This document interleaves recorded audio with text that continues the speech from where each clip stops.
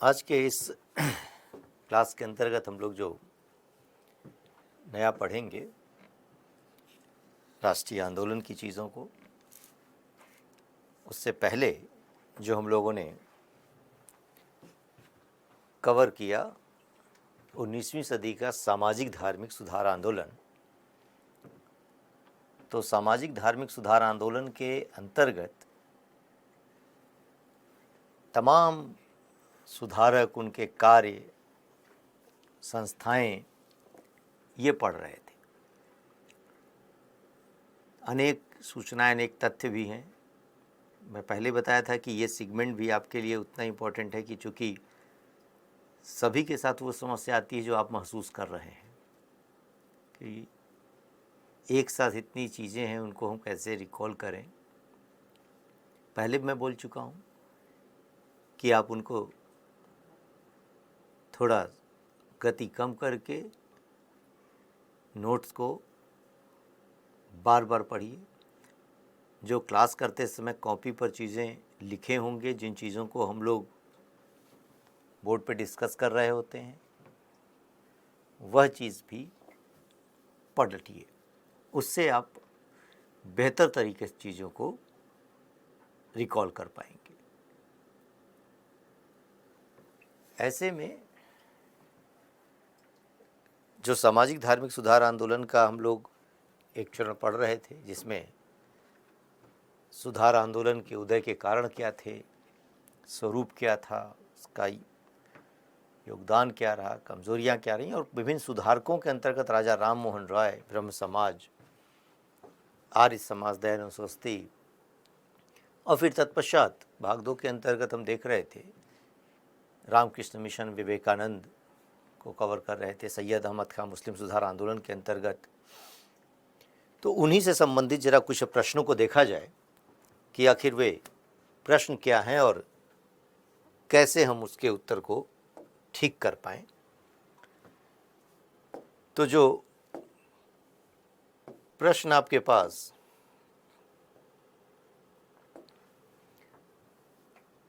दयानंद सरस्वती के संदर्भ में निम्नलिखित कथनों में से कौन सा असत्य है, यानी गलत है। दयानंद सरस्वती के बचपन का नाम मूल शंकर था। तो ध्यान कीजिए, मूल शंकर उनके बचपन का नाम था। काठियावाड़ क्षेत्र में 1824 में उनका जन्म हुआ था। तो ये बात एकदम ठीक नज़र आ रही है। दूसरी चीज़ कि इन्होंने शुद्धि आंदोलन का विरोध किया था। अब यही चीज़ है कि आर्य समाज ने शुद्धि आंदोलन चलाया। जो लोग अपने धर्म से विमुख कर दिए गए थे, किसी भी कारण से वे वापस अपने धर्म में, हिंदू धर्म में लौटना चाहेंगे, तो आर्य समाज उनके लिए एक अवसर दे रहा है। तो शुद्धि आंदोलन का विरोध किया, ये बात गलत है। समर्थन था, वह तो कार्यक्रम ही था। इनके प्रसिद्ध ग्रंथ का नाम सत्यार्थ प्रकाश था। एकदम ठीक बात है। केशव चंद्र सेन के अपने सलाह पर इन्होंने हिंदी में जो है प्रचार प्रसार का कार्य शुरू किया था। दयानंद वेदों को प्रमाण ग्रंथ मानते थे, यानी प्रमाणिक मानते थे। वो आरंभिक वैदिक ग्रंथ के अंतर्गत जहाँ पर समाज की अपनी एक आदर्श स्थिति थी, उसको लेकर वे कह रहे हैं कि वेदों को वह प्रमाण ग्रंथ मानते थे। तो ये भी ठीक है। तो ध्यान रखना है, कह रहा है कि कौन सा गलत है, तो गलत वाले के स्तर पर। इसका मतलब अब यहाँ पर हमने टिक जरूर लगा दिया, लेकिन ये चीज़ ध्यान रखिए कि ये बात ठीक थी, ये बात ठीक थी, ये बात ठीक थी और यही बात गलत है। तो उत्तर आपका बी होगा एक तरीके से। इसी तरह स्वामी विवेकानंद के संबंध में निम्नलिखित कथनों पर विचार कीजिए। अब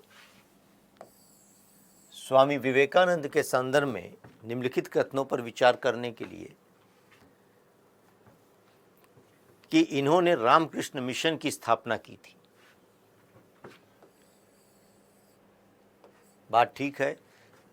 रामकृष्ण परमहंस विवेकानंद के गुरु थे, जो दक्षिणेश्वर काली मंदिर कलकत्ता में पुजारी थे। तो रामकृष्ण मिशन की स्थापना की थी, जिसका उद्देश्य मानव मात्र की सेवा करना था। फिर है कि 1893 में अमेरिका के शिकागो नगर में आयोजित विश्व धर्म सम्मेलन में उन्होंने भाग लिया था विवेकानंद ने। तो बात याद आनी चाहिए कि 1893 में प्रथम विश्व धर्म सम्मेलन के अंतर्गत वे भाग लेने के लिए गए थे, और वहीं से उन्होंने भारतीय संस्कृति की जो अपनी वैश्विक पहचान पुनर्स्थापित की। तो ये बात भी ठीक है। उन्होंने भारतीय और पाश्चात्य दर्शन का अध्ययन किया था। तो वे कह रहे थे वहां पर कि भारतीय पश्चिम के ज्ञान विज्ञान को अपना सकते हैं। तो इसका तात्पर्य यह था कि भारतीय और पाश्चात्य विषयों का, दर्शन का, विचारों का अध्ययन उन्होंने किया हुआ था। अब कौन सा कथन सही है? तो 1, 2 और 3, इसलिए उत्तर डी होगा। तो ऐसे प्रश्नों को हल करने के लिए जल्दीबाजी नहीं करना, आराम से पढ़िए, कॉल कीजिए और देखिए कि कितने प्रश्न आप स्वयं ठीक कर पा रहे हैं। हम तो उत्तर बता ही रहे हैं। 19वीं शताब्दी के मुस्लिम सुधार आंदोलन से संबंधित कथनों में से असत्य कथन छांटिए। मुस्लिम सुधार आंदोलन में से असत्य कथन। भारतीय मुसलमानों पर पाश्चात्य विचारों और आधुनिक शिक्षा का प्रभाव देर से पड़ा। कह रहा है कि भारतीय मुसलमानों पर पश्चिमी विचारों और आधुनिक शिक्षा का प्रभाव देर से पड़ा।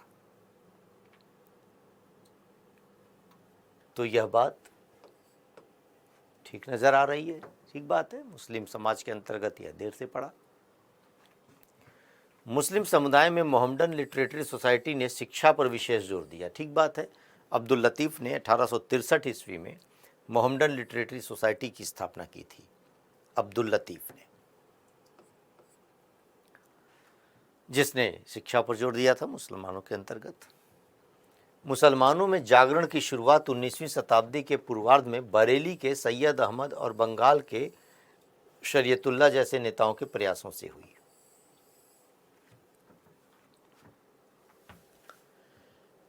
तो जो हम वहाबी आंदोलन के अंतर्गत देख रहे थे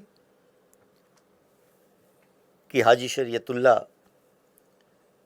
उसी तरीके से वहाँ पर शाह वलीउल्लाह के अपने प्रयासों से,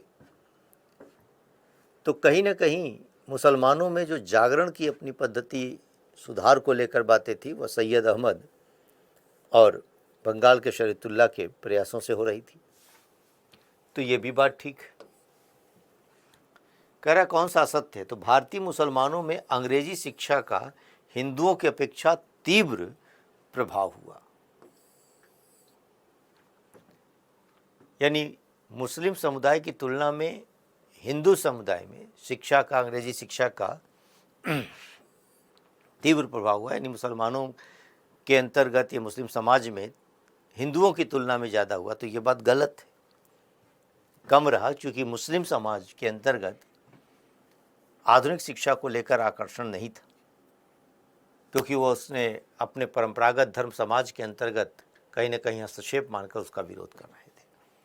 तो इसलिए ये तीनों ही बातें हैं और ये स्टेटमेंट गलत हो जाता है। तो स्वाभाविक सी बात है, जो असत्य कथन है कि ये तीनों ही बातें ऊपर की ठीक हैं और ये वाला कथन गलत है, इसलिए कह रहा असत्य कथन छाटिए कौन सा गलत है। तो उत्तर डी होगा। इसी तरह अगला सवाल देखें कि मुस्लिम समाज सुधारक सैयद अहमद खां के संदर्भ में निम्नलिखित कथनों पर विचार कीजिए। सैयद अहमद खां के संदर्भ में, तो 1864 में उन्होंने एक अनुवाद समिति की स्थापना की थी, जो साइंटिफिक सोसाइटी के रूप में भी जानी जाती थी। तो एक अनुवाद समिति की शुरुआत की थी। सैयद अहमद खान ने भारतीय राष्ट्रीय कांग्रेस का विरोध किया था। याद कीजिए कि हम लोग बात कर रहे थे, सैयद अहमद खान आधुनिक शिक्षा का प्रसार लेकर चल रहे थे और वे चाहते थे कि ब्रिटिश का सहयोग मिले, और इसलिए वे भारतीयों को ब्रिटिश विरोधी राजनीति से दूर रहने के लिए कह रहे थे। और कांग्रेस की स्थापना हुई और कांग्रेस सरकार की उन नीतियों की आलोचना भी करना शुरू कर रही थी और राजनीतिक स्तर पर लोगों को जागरूक बनाने का कार्य कर रही थी। तो इसलिए सैयद अहमद खान ने भारतीय राष्ट्रीय कांग्रेस का विरोध किया था और इसके सापेक्ष 1888 में उन्होंने एक इंडियन पैट्रियाटिक एसोसिएशन का निर्माण किया हुआ था राजा शिव प्रसाद के अपने सहयोग से। तो ये बात भी एकदम ठीक नज़र आ रही है। 1875 में अलीगढ़ में मोहम्मडन एंग्लो ओरिएंटल कॉलेज की उन्होंने स्थापना की थी। तो उसी आधुनिक शिक्षा के प्रसार करने के लिए शिक्षण केंद्र के रूप में उन्होंने यह अलीगढ़ में मोहम्मडन एंग्लो ओरिएंटल कॉलेज की स्थापना की। इसके लिए ज़मीन वह विलियम म्यूर ने प्रदान की थी, जो उस समय यूपी में गवर्नर के रूप में कार्य कर रहे थे। लिटन ने फिर इसका शिलान्यास किया हुआ था। तो ये बात भी ठीक है। तो कौन सा कथन सही है? तो 1 2 3 उत्तर 1 2 3।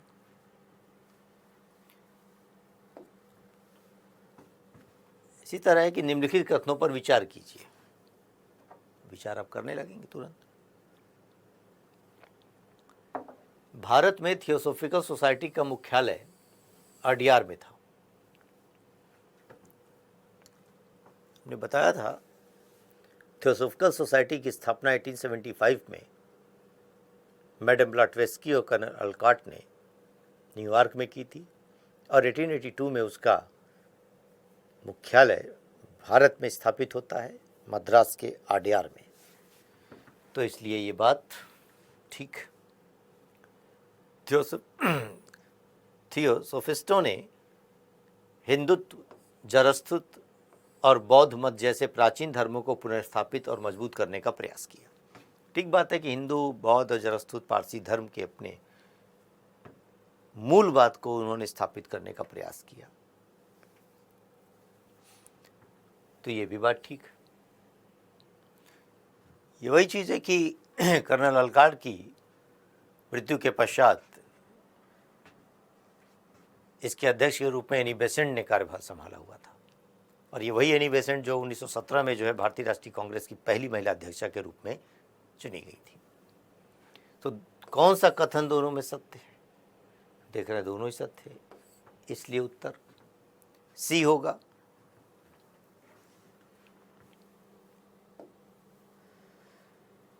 अगला प्रश्न है कि श्री नारायण गुरु ने जाति प्रथा के खिलाफ जीवन भर अपना संघर्ष किस क्षेत्र में चलाया? अब ध्यान रखिए कि नारायण गुरु किस एक सामाजिक सुधार संगठन से जुड़े हुए, आंदोलन से जुड़े हुए हैं। हम लोग पढ़ रहे थे श्री नारायण धर्म परिपालन योगम आंदोलन 1902 में केरल के युवाओं के माध्यम से यह शुरू हुआ। तो किस क्षेत्र में चलाया गया? केरल में चलाया गया। और उन्हीं के से शाहदराना अप्पय्यन ने कहा कोई जाति नहीं, कोई धर्म नहीं, इस टाइप की भाषा का प्रयोग किया। तो नारायण गुरु श्री नारायण धर्म परिपालन योगम इन्हीं के नाम से है, SNDP। तो ऐसे क्वेश्चन आते हैं, सामान्य रूप से क्वेश्चन है। फिर लिखा है कि 19वीं सदी में पश्चिमी भारत में सुधार आंदोलन के संदर्भ में नीचे लिखे गए कथनों पर विचार कीजिए। यूपीएससी में सिविल सर्विसेज के अगर क्वेश्चन को थोड़ा टफ बनाना तो विचार करवा दीजिए तुरंत।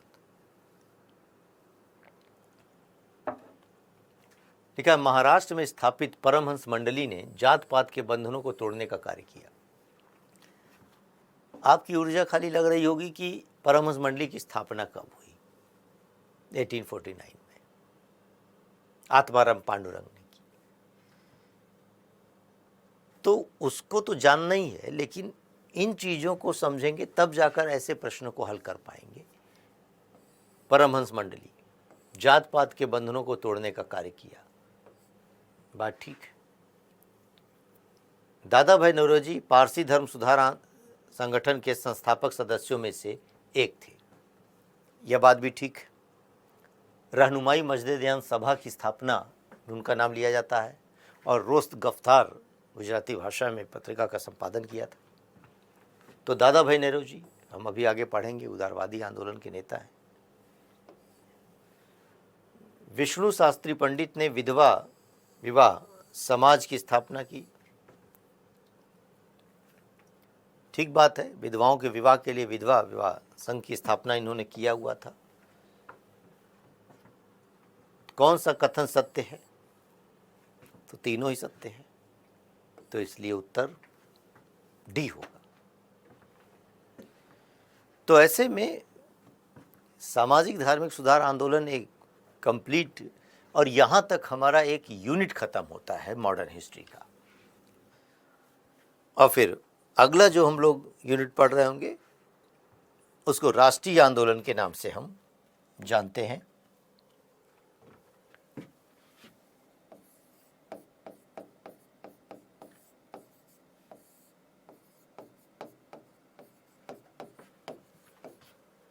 तो राष्ट्रीय आंदोलन, नेशनल मूवमेंट की बात अब करने जा रहे हैं। भारतीय राष्ट्रीय आंदोलन के अंतर्गत क्या चीज पढ़नी है?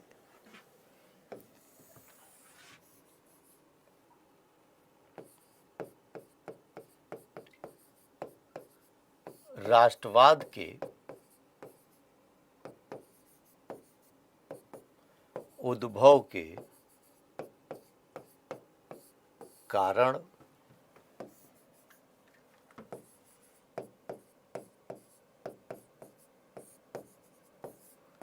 कांग्रेस की स्थापना एवं विवाद,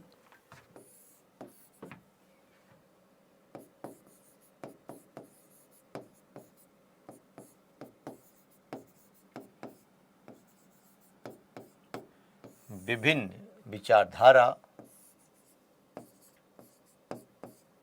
जिसके अंतर्गत हम उदारवादी, उग्रवादी,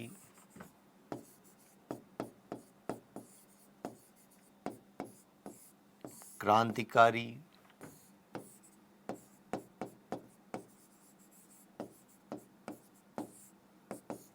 गांधीवादी,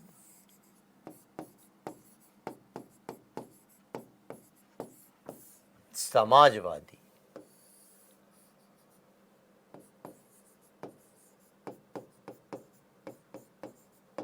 और फिर लास्ट में देखेंगे विभाजन एवं स्वतंत्रता। इसका मतलब हुआ कि राष्ट्रीय आंदोलन के अंतर्गत इतने हम हेडिंग्स को, उसके अंतर्गत की चीज़ों को समझ पाएंगे। तो यहाँ पर समझें कि यह राष्ट्रीय आंदोलन के अंतर्गत जब जैसे राष्ट्रवाद के उद्भव के क्या कारण रहे, कांग्रेस की स्थापना, उससे पूर्व की संस्थाएं क्या थी, कांग्रेस का अपना उद्देश्य क्या था, आरंभिक कांग्रेस के सेशन और अध्यक्ष कौन थे, और फिर राष्ट्रीय आंदोलन विभिन्न विचारधाराओं से युक्त होकर चल रहा था, जिसके अंदर उदारवादी, उग्रवादी, क्रांतिकारी, गांधीवादी, समाजवादी। अब यही चीज़ें हैं, चूँकि हम प्रारंभिक परीक्षा की बात कर रहे होंगे, लेकिन यही सब चीज़ें मुख्य परीक्षा के लिए भी बनने लगती हैं। कि जब कोई कहता है कि जो है अगर गांधी नहीं होते तो भारतीय राष्ट्रीय आंदोलन कैसा होता, तो इसको समझने की ज़रूरत है कि अगर नहीं होते तो पहले तो ये देख लेने की ज़रूरत होती है गांधी थे तो क्या था, नहीं होते तो इन्हीं में से कोई एक धारा के माध्यम से जो है भारत की आज़ादी की गाथा लिखी जाती। तो ऐसे मुख्य परीक्षा के प्रश्नों को कहीं ना कहीं हम इस आइडियोलॉजी के अंतर्गत समझने के बाद लिख पाते हैं। तो प्रारंभिक परीक्षा में अब जैसे उग्रवादी पढ़ेंगे तो उनकी विचारधारा क्या, कार्य पद्धति क्या। उसी क्रम में हम बंगाल का विभाजन, स्वदेशी आंदोलन को देख पाएंगे। क्रांतिकारी आंदोलन के अंतर्गत हम चंद्रशेखर आज़ाद, भगत सिंह, रामप्रसाद बिस्मिल, मदनलाल धिगरा, इनके क्रियाकलापों को, देश के अंतर्गत विदेश के अंतर्गत चलने वाली क्रांतिकारी घटनाओं को तो विस्तार से यहाँ पर चीज़ों को जान पाएंगे। गांधीवाद जब पढ़ेंगे तो पूरी गांधी की आइडियोलॉजी, उनकी विचारधारा, उनकी कार्य पद्धति, और फिर यहाँ पर आकर हम विभिन्न गांधीवादी आंदोलन को देख पाएंगे। रॉलेट सत्याग्रह, खिलाफत आंदोलन, असहयोग आंदोलन, सविनय आंदोलन, भारत छोड़ो आंदोलन, तमाम आंदोलनों को यहाँ पर गांधी के अपने विचारधारा के अंतर्गत, और तत्पश्चात समाजवादी विचारधारा के अंतर्गत कि समाजवाद क्या है, भारत में साम्यवादी दल क्या थे, कांग्रेस में वामपंथ या समाजवाद का विकास कैसे हो रहा, 1931 का जो है कराची अधिवेशन, उसके अंतर्गत किस तरीके से कांग्रेस ने मूल अधिकार से संबंधित प्रस्ताव को रखा था, तो समाजवाद को पढ़ पाएंगे। और तत्पश्चात इसी के अंतर्गत विभिन्न जगहों पर वह स्वराज पार्टी, उसके अपने उद्देश्य, Nehru report, Simon commission, Lahore अधिवेशन, वह 1932 का कम्युनल अवार्ड, सांप्रदायिक निर्णय जिसको कहा जाता है, पूना पैक्ट, गांधी अम्बेडकर के बीच का, राजनीतिक घटनाक्रम के साथ साथ ये पढ़ते रहेंगे। इसी क्रम में हम जो है वह क्रिप्स मिशन, अगस्त प्रस्ताव, वेवेल योजना, कैबिनेट मिशन, और फिर विभाजन और स्वतंत्रता की दशा को समझ पाएंगे कि किन दशाओं में यह विभाजन हो रहा था, माउंटबेटन प्लान क्या था, कौन उसका समर्थन कर रहा था, कौन विरोध कर रहा था, आज़ादी में सहायक तत्व क्या थे, प्लान बाल्कन क्या था, सीआर फार्मूला क्या था, स्वतंत्रता के लिए उत्तरदायी पहलू क्या थे। तो एक राष्ट्रीय आंदोलन का समग्र खंड यहाँ से हम लोग शुरू करते हैं। एक एक करके चीज़ों को विस्तार से पढ़ेंगे और समझते हुए चलेंगे कि घटनाक्रम खाली नहीं, उनके कारणों को, उनके अपने परिणामों को समझते हुए, क्योंकि प्रश्न आपसे उसी से जुड़कर आते हैं और तभी तथ्य याद रह पाएंगे। चीज़ों को, घटनाक्रम को एक सिलसिलेवार तरीके से समझेंगे और फिर उनके साथ जुड़ी हुई घटनाएं, तथ्यों को रिकॉल कर पाएंगे। तो शुरू करते हैं हम लोग राष्ट्रीय आंदोलन के अंतर्गत राष्ट्रवाद के उद्भव के कारणों को लेकर कि राष्ट्रवाद के उद्भव के आखिर कारण क्या थे,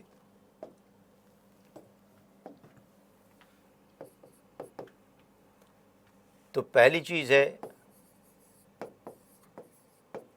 ब्रिटिश राजनीतिक, आर्थिक, सामाजिक,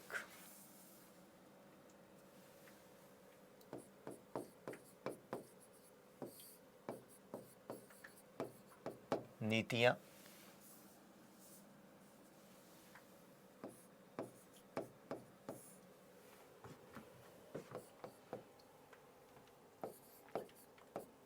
दूसरी चीज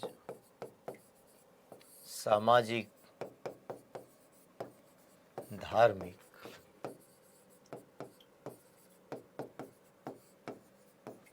सुधार आंदोलन,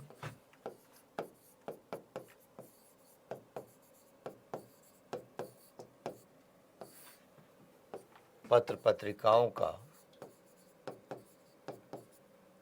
प्रकाशन,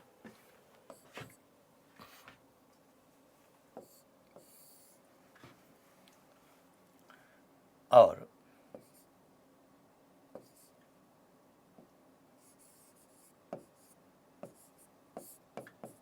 लिटन एवं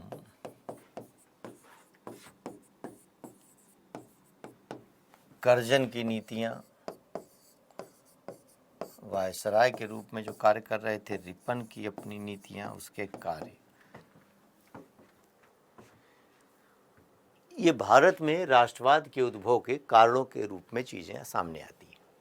एक एक करके हम समझ पाते हैं कि आखिर किस तरीके से राष्ट्रीयता राष्ट्रवाद का उद्भव होता है। राष्ट्रवाद को लेकर समझने की ज़रूरत है कि आखिर एक राष्ट्रवाद क्या है। तो बड़ा सामान्य सा ये सिद्धांत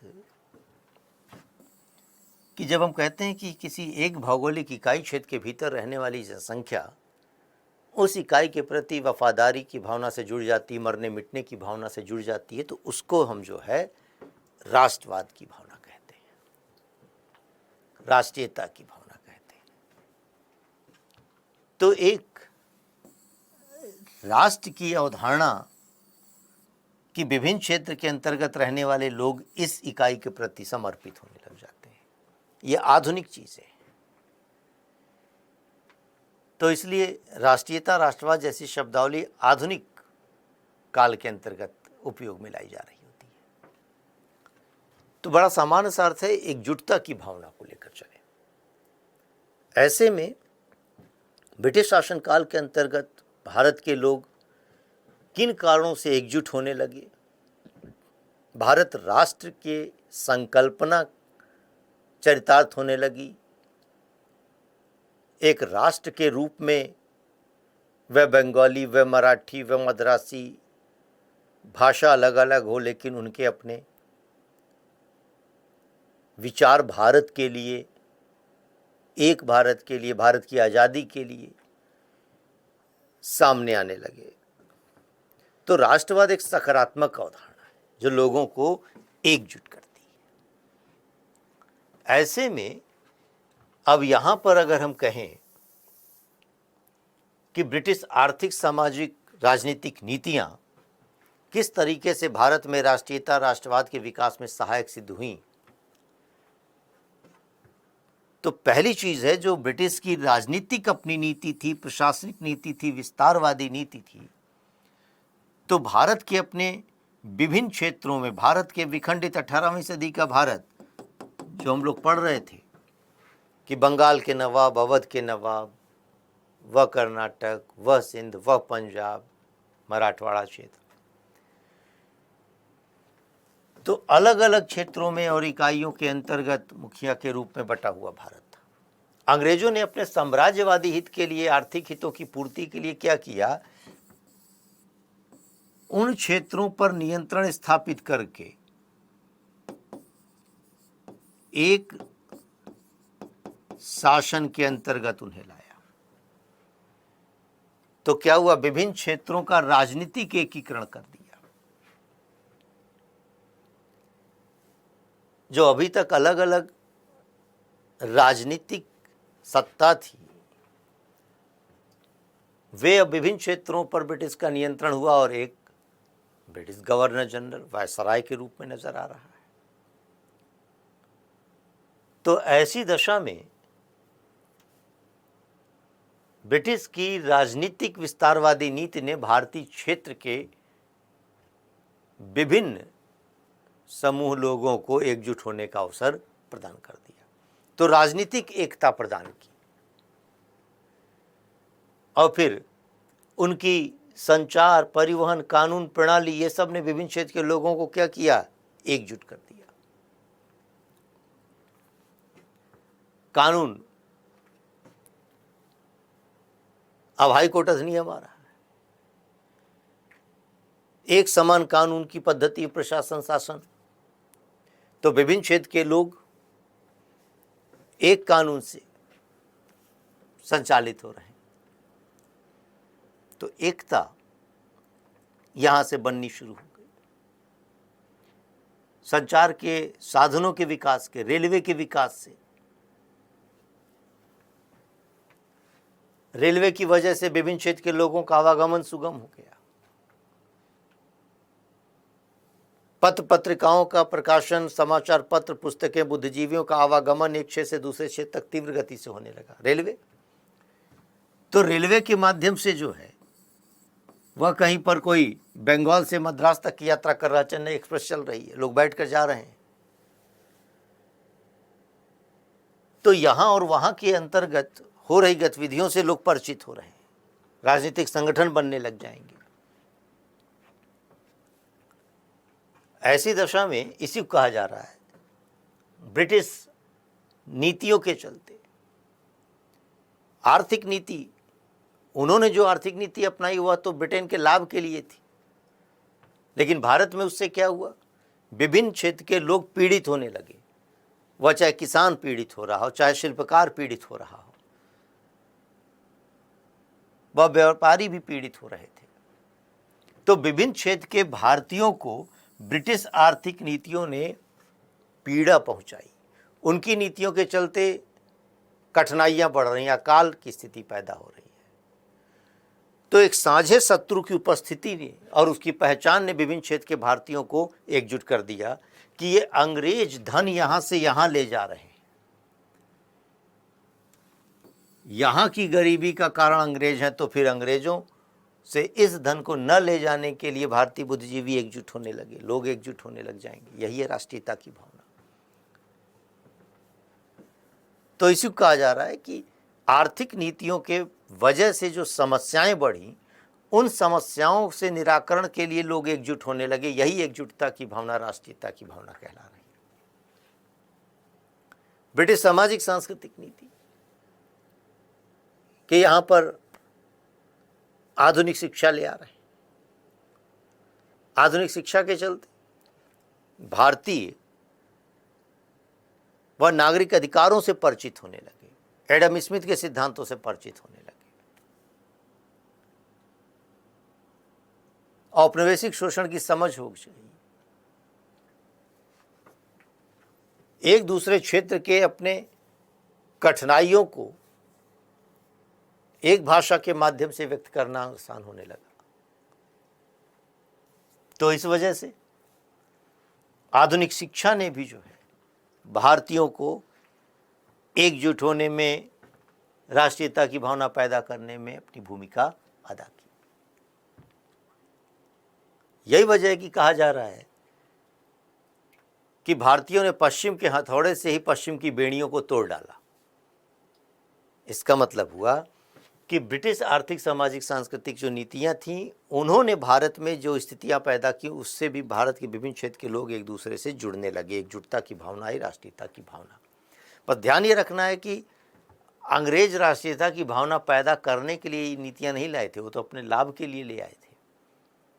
लेकिन इन्हीं नीतियों की वजह से भारत में एक राजनीतिक एकीकरण, एक समान प्रशासनिक संरचना, उन आर्थिक नीतियों का विकास और उसकी वजह से रेलवे का परिचालन और रेलवे की वजह से विभिन्न क्षेत्र के लोग एकजुट। तो कहीं ना कहीं ब्रिटिश आर्थिक, सामाजिक, राजनीतिक नीतियों ने भारत में राष्ट्रीयता की भावना को बढ़ाने में योगदान दिया। तो इसी तरीके से सामाजिक धार्मिक सुधार आंदोलन पत्र पत्रिकाओं का प्रकाशन, अब विभिन्न पत्र पत्रिकाओं का प्रकाशन हो रहा है। उन समाचार पत्रों में लेखों के अंतर्गत भारतीयों की अपनी समस्याओं को उद्घाटित किया जा रहा है और अंग्रेजों की औपनिवेशिक नीतियों को भी उद्घाटित किया जा रहा। तो ऐसी दशा में विभिन्न क्षेत्र के भारतीय अपनी बातों को कह रहे और उन्हें यह समझ में आने लगा कि एक विदेशी शासन से मुक्ति ही हमारी कठिनाइयां को समाप्त करने में सहायक होगी। तो इसलिए समाचार पत्र पत्रिकाओं के प्रकाशन ने भी विभिन्न क्षेत्र के भारतीयों को एक दूसरे से जोड़ने में मदद किया, राष्ट्रीयता की भावना को बढ़ाने में मदद किया। वह क्रांतिकारी समाचार पत्र हों, चाहे उदारवादी नेताओं के समाचार पत्र हों। तो इसको कहा जा रहा है कि समाचार पत्र पत्रिकाओं ने भी जो है राष्ट्रीयता की भावना पैदा करने में अपनी भूमिका अदा की। तो सामाजिक धार्मिक सुधार आंदोलन ने कुरीतियों पर चोट की। भारत के अंतर्गत व्याप्त छुआछूत, अस्पृश्यता की भावना, इन पर चोट की, कर्मकांड की आलोचना की, तो मानव की एकता पर बल दिया। सामाजिक धार्मिक सुधार आंदोलन के नेताओं ने आधुनिक शिक्षा पर बल दिया, शिक्षण संस्थाओं की स्थापना की, तो आत्मविश्वास पैदा किया भारतीयों में। तो उनके अंदर इस भारत राष्ट्र की संकल्पना सामने आई। और ऐसे में आर्य समाज कह रहा है भारत भारतीयों के लिए, यानी जो भारत में है वो भारतीय बनकर रहे, विदेशी को यहाँ पर विदेशी बनकर रहने की जरूरत नहीं है।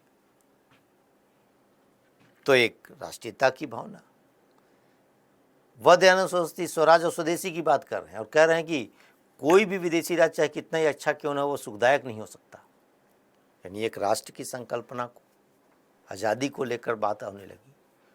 तो सामाजिक धार्मिक सुधार आंदोलन के नेताओं ने भारत के वह छुआछूत, अस्पृश्यता जैसे नकारात्मक चीज़ों पर चोट की एकता को बढ़ावा दिया, आधुनिक शिक्षा पर बल दिया, लोगों को जागरूक बनाया, उनके अंदर आत्मविश्वास जगाया, उनमें हीनता की भावना को कमी किया। तो सामाजिक धार्मिक सुधार आंदोलन विवेकानंद, दयानंद सरस्वती, सैयद अहमद खां, ये लोग वे जो कहीं ना कहीं आधुनिक शिक्षा के बाद वह भारतीयों के अंदर आत्मविश्वास पैदा कर रहे थे। तो अतीत की पन्नों को भी पलटने पर भारतीयों को आत्मविश्वास से युक्त करने का प्रयास किया। वेदों की ओर लौटो, दयानंद सरस्वती की उक्ति। तो इसको कहा जा रहा है कि सामाजिक धार्मिक सुधार आंदोलन के नेताओं ने भी जो है राष्ट्रीयता की भावना पैदा करने में भूमिका अदा की। तो इसी तरीके से लिटन और कर्जन की नीतियां, अब ये लिटन और कर्जन की नीतियों को समझें। कुछ ब्रिटिश अधिकारी ये वायसराय थे, तो इनकी नीतियों से राष्ट्रीयता की भावना कैसे बढ़ रही है? लिटन ने जिस तरीके से जो कार्य किया वह सीधे सीधे था कि भारतीयों के विरुद्ध, हितों के विरुद्ध कार्य कर रहा है। अकाल पड़ा हुआ था और दिल्ली दरबार का आयोजन कर रहा है, ब्रिटेन के राजा रानी का सम्मान कर रहा है। तो भारतीयों को यह बात स्पष्ट हुई कि अंग्रेज हमारे हितैषी नहीं है।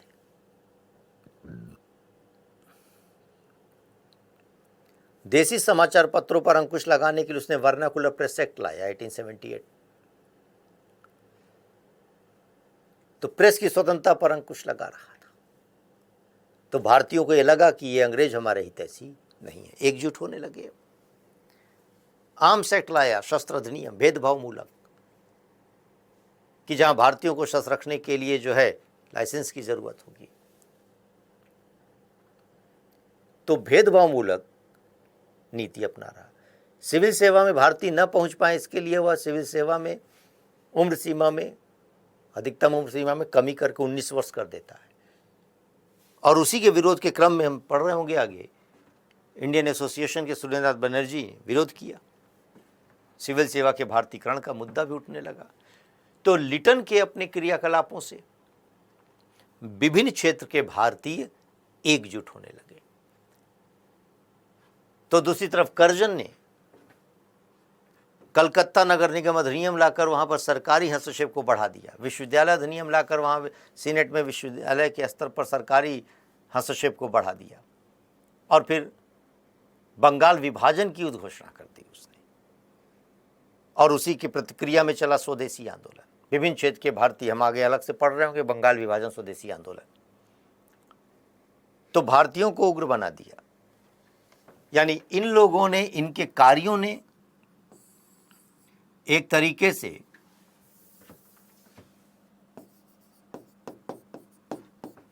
विभिन्न क्षेत्र के भारतीयों को एकजुट कर दिया। इसलिए कहा जा रहा कुछ बुरे शासक भी अच्छा परिणाम पैदा करते हैं। तो इनके भारत विरोधी कार्यों से भारतीय एकजुट होने लगे। तो एकजुटता की भावना ही राष्ट्रीयता की भावना के रूप में मौजूद है। तो इसलिए कहा जा रहा है कि ये कुछ अधिकारी, अब जैसे रिपन एक है ब्रिटिश अधिकारी, तो कर्जन और लिटन तो सीधे सीधे भारतीय विरोधी कार्य कर रहे हैं, लेकिन रिपन एक उदारवादी है। रिपन के कार्यों से कैसे, ये वही रिपन है जिनके समय में स्थानीय स्वायत्त शासन की विकास हुआ। तो रिपन के समय में एक इल्बर्ट बिल विवाद सामने आया था। याद कीजिए, पहले पढ़ रहे थे हम लोग जब न्यायिक प्रक्रिया के अंतर्गत 1883 में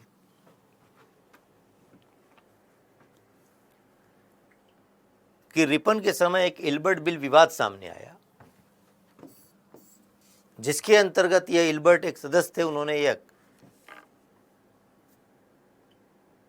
प्रस्ताव रखा था, एक तरीके से बिल तैयार किया, जिसमें यह कहा जा रहा था कि अब भारतीयों को भी जो है अंग्रेजों के न्यायिक मुकदमों को सुनने का अधिकार मिल जाएगा, न्यायिक निर्णय करने का अधिकार मिल जाएगा। लेकिन इस एक बिल के विरोध में अंग्रेज एकजुट हुए। उन्होंने आपत्ति की नस्लवादी नीति की वजह से कि अब असभ्य भारतीय लोग जो है वह यूरोपियों का मुकदमा न्याय निर्णय करेंगे, ये ठीक नहीं है। और इसी को श्वेत विद्रोह कहा जा रहा था। और इस इल्बर्ट बिल के विरोध में अंग्रेजों ने जब एकजुट होकर विरोध किया तो फिर उसको वापस ले लिया गया। इससे दो बातें स्पष्ट हुई कि अंग्रेज अभी भी नस्लवादी नीति पर चल रहे हैं, तो भारतीयों के अंदर एकजुटता की भावना, और फिर यह भी बात आई कि एक संगठित होकर अगर कोई बात कही जाए, मनवाने की बात की जाए, तो उसका प्रभाव पड़ता है। तो संगठन, तो इल्बर्ट बिल विवाद भी भारतीयों के विभिन्न क्षेत्र के लोगों को एकजुट करने में सहायक हुआ। इसने भी राष्ट्रीयता और राष्ट्रवाद की भावना को जगाने में मदद की। अब यही वजह है कि पीटी के क्वेश्चन कभी कभी जब इस राष्ट्रवाद के उद्भव के कारणों के संदर्भ में आते हैं तो ध्यान रखना है कि इन बिंदुओं को कवर करने के साथ ही हम समझ पाएंगे कि रिपन की नीतियां, कर्जन की नीतियां, लिटन की नीतियां किस तरीके से राष्ट्रवाद के उद्भव में सहायक सिद्ध होती हैं। अब यहां पर यह चीज है कि राष्ट्रवाद के उद्भव के साथ ही अब जरा समझ पाएं कि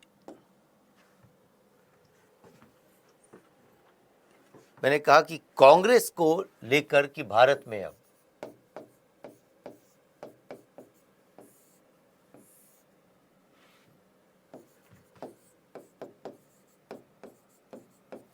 कांग्रेस की स्थापना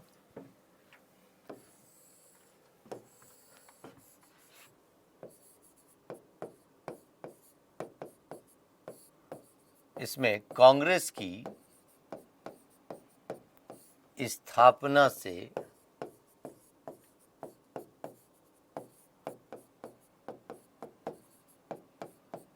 पूर्व की संस्थाएं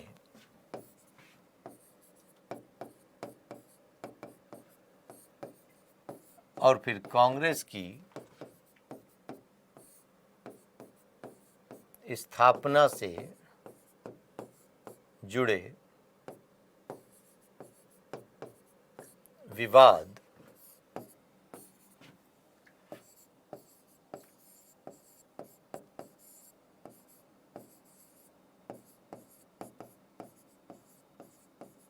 जिनमें safety valve theory,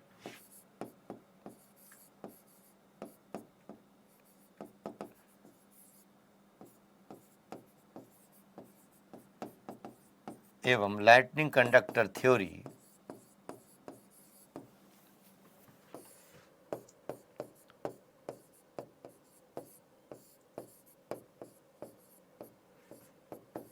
safety valve सिद्धांत जिसको कहते हैं,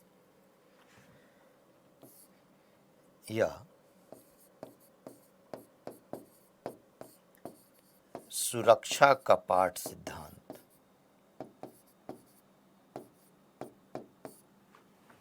लाइटनिंग कंडक्टर थ्योरी तड़ित चालक का सिद्धांत,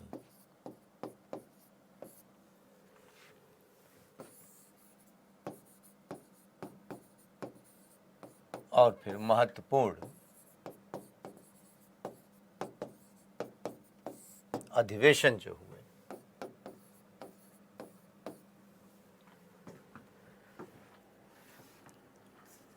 अब कांग्रेस की स्थापना से जो जुड़े हुए कुछ मुद्दे हैं उनको हम लोग इन बिंदुओं के अंतर्गत डिस्कस करेंगे।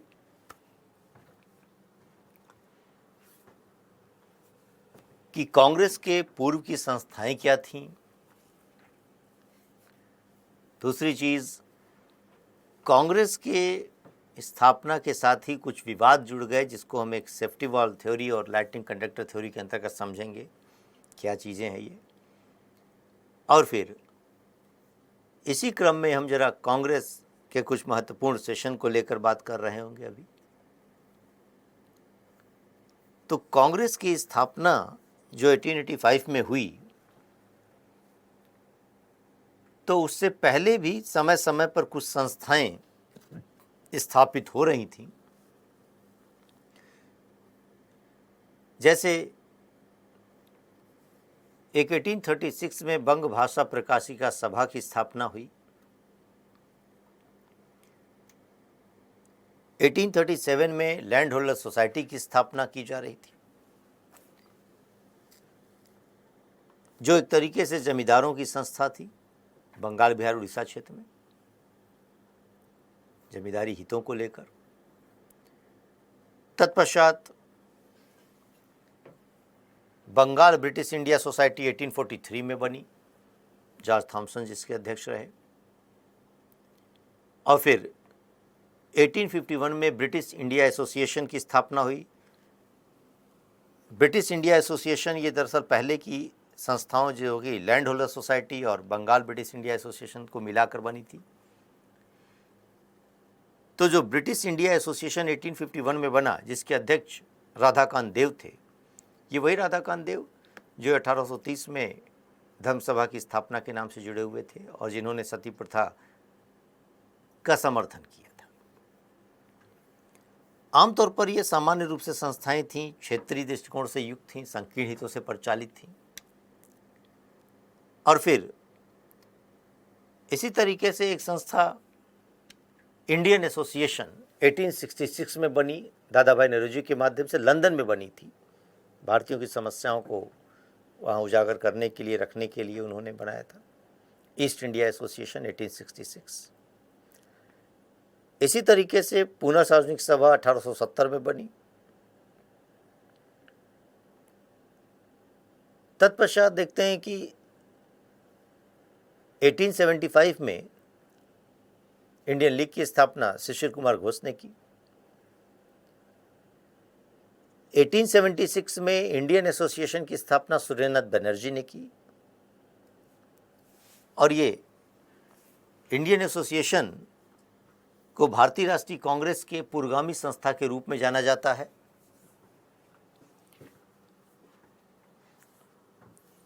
स्वयं सुरेंद्रनाथ बनर्जी एक सिविल सर्वेंट थे, उस समय के स्तर पर आईसीएस क्वालिफाई। यह अलग बात है कि उनको पद से बर्खास्त कर दिया गया था। तो उन्होंने आरंभिक स्तर पर राजनीतिक जागरूकता बढ़ाने में अपनी भूमिका निभाई। सिविल सेवा के भारतीयकरण के मुद्दे को लेकर उन्होंने बातें की। और उसी समय जब लिटन का समय था और सिविल सेवा परीक्षा में उम्र सीमा में, अधिकतम उम्र सीमा में कमी करने की बात की गई, 19 वर्ष करने की बात की गई, तो उन्होंने विरोध किया और भारतीय पक्ष को रखने के लिए अपने एक दल के सदस्य के रूप में कार्य कर रहे लालमोहन घोष को लंदन भेजा गया था।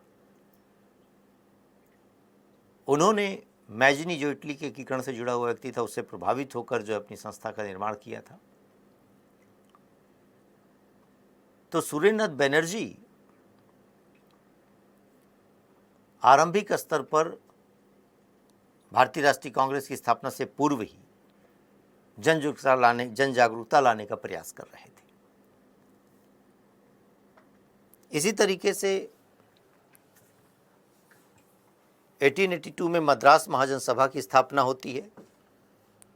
वीर राघवाचारी, जी सुब्रमण्यम अय्यर और आनंद चार्लू के माध्यम से। और तत्पश्चात 1885 में कांग्रेस की स्थापना होती है। तो ध्यान रखना है, कभी कभी पूर्वगामी संस्थाओं का कुछ मैच करने का क्वेश्चन आपके पास आता है,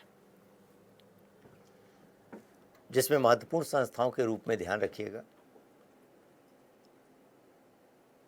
कि एक लैंड होल्डर सोसाइटी जो आरंभिक स्तर पर 1837 में बनी, और तत्पश्चात ब्रिटिश इंडिया एसोसिएशन 1851 में, जिसके अध्यक्ष राधाकांत देव थे। तत्पश्चात ईस्ट इंडिया एसोसिएशन, जिसकी स्थापना 1866 में हुई दादा भाई नौरोजी के माध्यम से लंदन में। पूना सार्वजनिक सभा 1870 में। इंडियन लीग शिशिर कुमार घोष के माध्यम से 1875 में। इंडियन एसोसिएशन 1876 सुरेंद्रनाथ बनर्जी के माध्यम से। तो कांग्रेस की स्थापना से पहले भी भारत में कुछ राजनीतिक संस्थाओं का निर्माण हो रहा था। अब यहां पर बात आती है कि जब कांग्रेस की स्थापना हुई तो उसका अपना अधिवेशन 28 दिसंबर 1885 को बॉम्बे के गोकुलदास तेजपाल संस्कृत विद्यालय में हुआ। कांग्रेस शब्द अमेरिका से लिया गया, जिसका तात्पर्य होता है लोगों का समूह। वहां पर पार्लियामेंट को कांग्रेस ही कहते हैं। तो कांग्रेस लोगों का समूह। आरंभिक स्तर पर इसका अधिवेशन पूना में होना था, लेकिन वहां प्लेग फैलने के कारण वहां नहीं हुआ, फिर बॉम्बे में हुआ। आरंभिक स्तर पर इसका नाम इंडियन नेशनल यूनियन, भारतीय राष्ट्रीय संघ रखा जाना था, लेकिन दादा भाई नौरोजी के सुझाव पर इसे जो है इंडियन नेशनल कांग्रेस कर दिया गया। तो भारतीय राष्ट्रीय कांग्रेस या इंडियन नेशनल कांग्रेस का पहला अधिवेशन बॉम्बे में 1885 में होता है, जिसके प्रथम अध्यक्ष व्योमेश चंद्र बनर्जी थे और इसके महासचिव के रूप में कार्य कर रहे थे A.O. ह्यूम, एक ब्रिटिश सिविल सर्वेंट, सेवानिवृत्त अधिकारी। और इसमें 100 लोग शामिल हुए थे, जिसमें 72 लोग इसके सदस्य बने थे। और इस कांग्रेस का आरंभिक उद्देश्य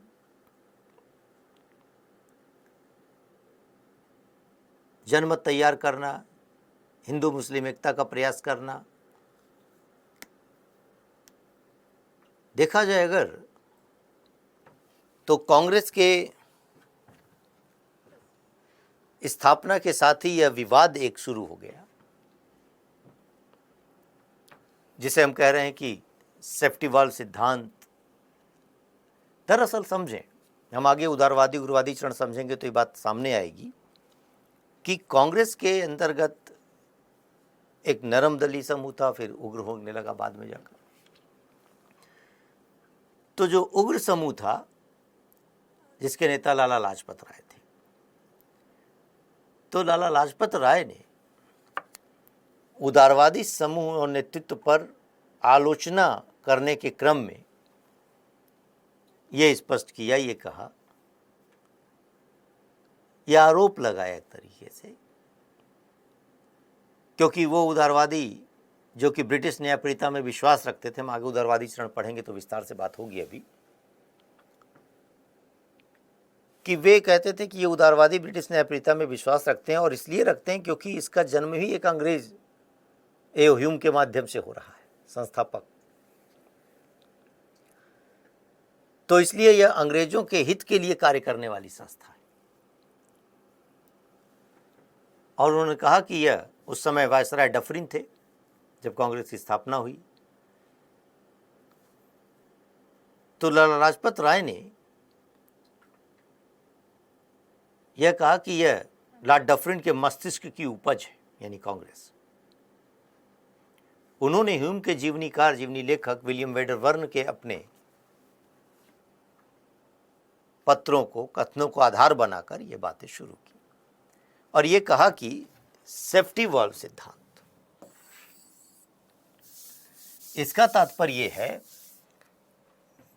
कि अंग्रेजों ने एक संस्था का निर्माण किया ताकि भारतीय जनसंतोष को वह जान सकें पहले ही। 1857 के विद्रोह की तरह अचानक विप्लव हो तो पता उस समय चले, उससे बेटर है कि पहले से ही कुछ असंतोष पता चल जाए। तो एक संगठन का निर्माण करना चाहिए। जैसे कहते हैं ना कि सेफ्टी वाल्व प्रेशर कुकर के अंतर्गत लगा होता है, तो कुकर के अंदर प्रेशर बनता है, तो जैसे दबाव बढ़ता है प्रेशर बनता है, तत्पश्चात उस वाल्व की वजह से सीटी बजती है, रिलीज हो जाती है गैस, तो कोई समस्या नहीं आती, प्रेशर बनता है, निकल जाता है। सीटी बज जाती है, 2-3 बार बजती है, इसके बाद लग जाता है, खाना पक गया, लोग बंद कर देते हैं, प्रेशर अपने आप खत्म हो जाएगा। उसी आलोक में उन्होंने कहा कि कांग्रेस का निर्माण अंग्रेजों ने अपने हित के लिए किया है। तो सेफ्टी वाल्व थ्योरी यही है। लेकिन गोपाल कृष्ण गोखले ने जो लाइटनिंग कंडक्टर थ्योरी तड़ी चालक के सिद्धांत के माध्यम से प्रतिपादित किया, स्पष्ट किया कि नहीं, तड़ी चालक का तात्पर्य, साइंस में आप इन चीज़ों को पढ़ते हैं, लाइटनिंग कंडक्टर की, जिसे कहते हैं आकाशीय बिजली से सुरक्षा के लिए जो है वह घरों मकानों में एक वायर अर्थ को टच करा दिया जाता है ताकि वह विनाशक ऊर्जा से उस भवन की सुरक्षा हो सके। तो उसी आधार पर इसकी व्याख्या हुई कि नहीं, कांग्रेस का निर्माण दरअसल अंग्रेज ने किया, ये बात ठीक है, लेकिन भारतीयों ने स्वयं अंग्रेजों को अपना नेतृत्व सौंप दिया कि ठीक है, एक अंग्रेज करे। क्योंकि अगर एक अंग्रेज उस समय भारतीय राष्ट्रीय कांग्रेस का एक ऐसे अखिल भारतीय संगठन का संस्थापक न होता तो ये आरंभ में ही संगठन ब्रिटिश दमन का शिकार बन सकता था, उसको किसी न किसी आरोप में लगा दिया जाता। चूंकि एक अंग्रेज सेवानिवृत्त प्रशासक जो है उसका संस्थापक है, तो तात्कालिक रूप में वहाँ पर कोई ब्रिटिश विरोध की बात नहीं शुरू होगी, तो उसके ऊपर कोई संकट नहीं आएगा, इसलिए एक अंग्रेज को रखा जा रहा था। और ह्यूम का अगर पूरा कार्यक्रम देखा जाए तो वह मानवतावादी भी थे और भारतीयों के प्रति उदार दृष्टिकोण भी रखते थे।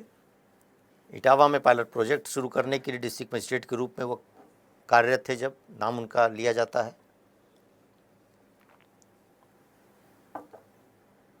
तो जैसे उनका अपना जो उद्देश्य था कि भारतीय बुद्धिजीवी लोग एक मंच का निर्माण करें और अपनी समस्याओं को अवगत कराएं, जिस तरीके से इंग्लैंड में तमाम समस्याओं का समाधान मंच के माध्यम से होता रहा है। तो इस आधार पर हम कह सकते हैं कि सेफ्टी वाल्व सिद्धांत को स्वीकार नहीं किया जा सकता, क्योंकि स्वयं जो है डफरिन जो वायसराय थे और उस समय ह्यूम के साथ उनके संबंध कटुतापूर्ण थे, उनके पत्रों के माध्यम से पता चलता है। और डफरिन को कांग्रेस के गठन की सूचना गठन के पश्चात मिलती है, यानी अगर वो स्वयं करवा रहे होते तो सूचना तो उनको पहले से होती। इसी तरीके से देखा जाए कि कांग्रेस की स्थापना को किसी एक व्यक्ति के मस्तिष्क की उपज मानना ठीक नहीं है, और न ही इसे सेफ्टी वाल्व सिद्धांत के तहत अंग्रेजों के अपने हित के लिए स्थापित मानना चाहिए, बल्कि ये पहले से भारत के अंतर्गत स्थापित हो रही संस्थाओं का स्वाभाविक परिणाम है, भारत के अंतर्गत उदित हो रही राष्ट्रीयता की भावना का एक स्वाभाविक परिणाम है। यानी ये कोई अचानक घटी घटना नहीं है, पहले से ही आखिर हम कह रहे हैं कि इंडियन एसोसिएशन की स्थापना हो गई थी। तो ऐसी दशा में कांग्रेस उसी का विकसित रूप है। तो ध्यान रखना है कि कांग्रेस की स्थापना को हम सेफ्टी वाल्व सिद्धांत से परिभाषित या स्वीकृत नहीं कर सकते।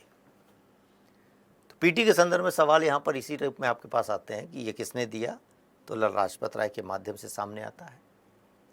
और दूसरी चीज़ अब कि इस पूरे कांग्रेस के अंतर्गत जो कांग्रेस का आरंभिक अधिवेशन था, प्रथम अधिवेशन 1885 में बॉम्बे में हो रहा था, तो उसमें सुरेंद्रनाथ बनर्जी शामिल नहीं हो पाए थे, क्योंकि स्वयं सुरेंद्रनाथ बनर्जी उस समय कलकत्ता के अंतर्गत इंडियन एसोसिएशन की अपनी बैठक ले रहे थे।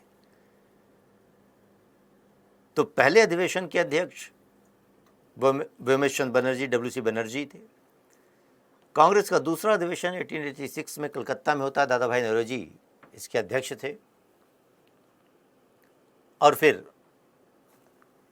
तीसरा अधिवेशन मद्रास में होता है, बदरुद्दीन तैयब जी जिसके अध्यक्ष थे, कांग्रेस के पहले मुस्लिम अध्यक्ष के रूप में।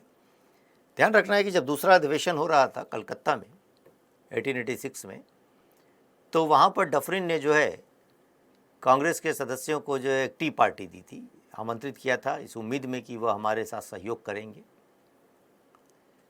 तत्पश्चात 1887 में तीसरे अधिवेशन से ही कांग्रेस ने, मद्रास में अधिवेशन हो रहा था, बदरुद्दीन तैयब जी उसके अध्यक्ष थे, कांग्रेस के पहले मुस्लिम अध्यक्ष, और उसी अधिवेशन के अंतर्गत कांग्रेस के द्वारा ब्रिटिश शासन सत्ता की नीतियों की आलोचना शुरू हो गई थी। तत्पश्चात चौथा अधिवेशन 1888 में इलाहाबाद में होता है, जॉर्ज यूल जिसके अध्यक्ष थे, प्रथम अंग्रेज के रूप में जाने जाते हैं अध्यक्ष। कभी कभी इन अध्यक्षों का ऐसे ही नाम आपके पास पूछ लिया जाता है। कांग्रेस के छठे अधिवेशन के अंतर्गत वह कादम्बिनी गांगुली जो है प्रथम महिला स्नातक के रूप में शामिल हुई थी। हम आगे भी कांग्रेस के सेशन को एक साथ न पढ़कर राजनीतिक घटनाक्रम के अंतर्गत देखेंगे कि किस तरीके से किस अधिवेशन के अंतर्गत क्या कार्य हुआ। वही कांग्रेस का सेशन 1896 में था, जहां पर धन की निकासी के प्रस्ताव को स्वीकार किया गया था। तो कुल मिलाकर कांग्रेस का गठन, उसके प्रमुख अधिवेशन, उसके प्रमुख जो अध्यक्ष थे, आरंभिक चार को जरूर ध्यान में रखिए।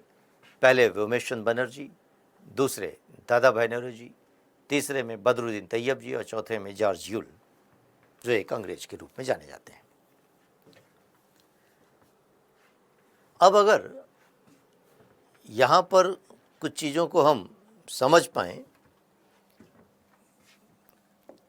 कि जो अभी हम लोग पढ़ रहे थे उसको एक बार रिवाइज कर लें, फिर आगे पढ़ेंगे, उदारवादी आंदोलन, उग्रवादी आंदोलन देख पाएंगे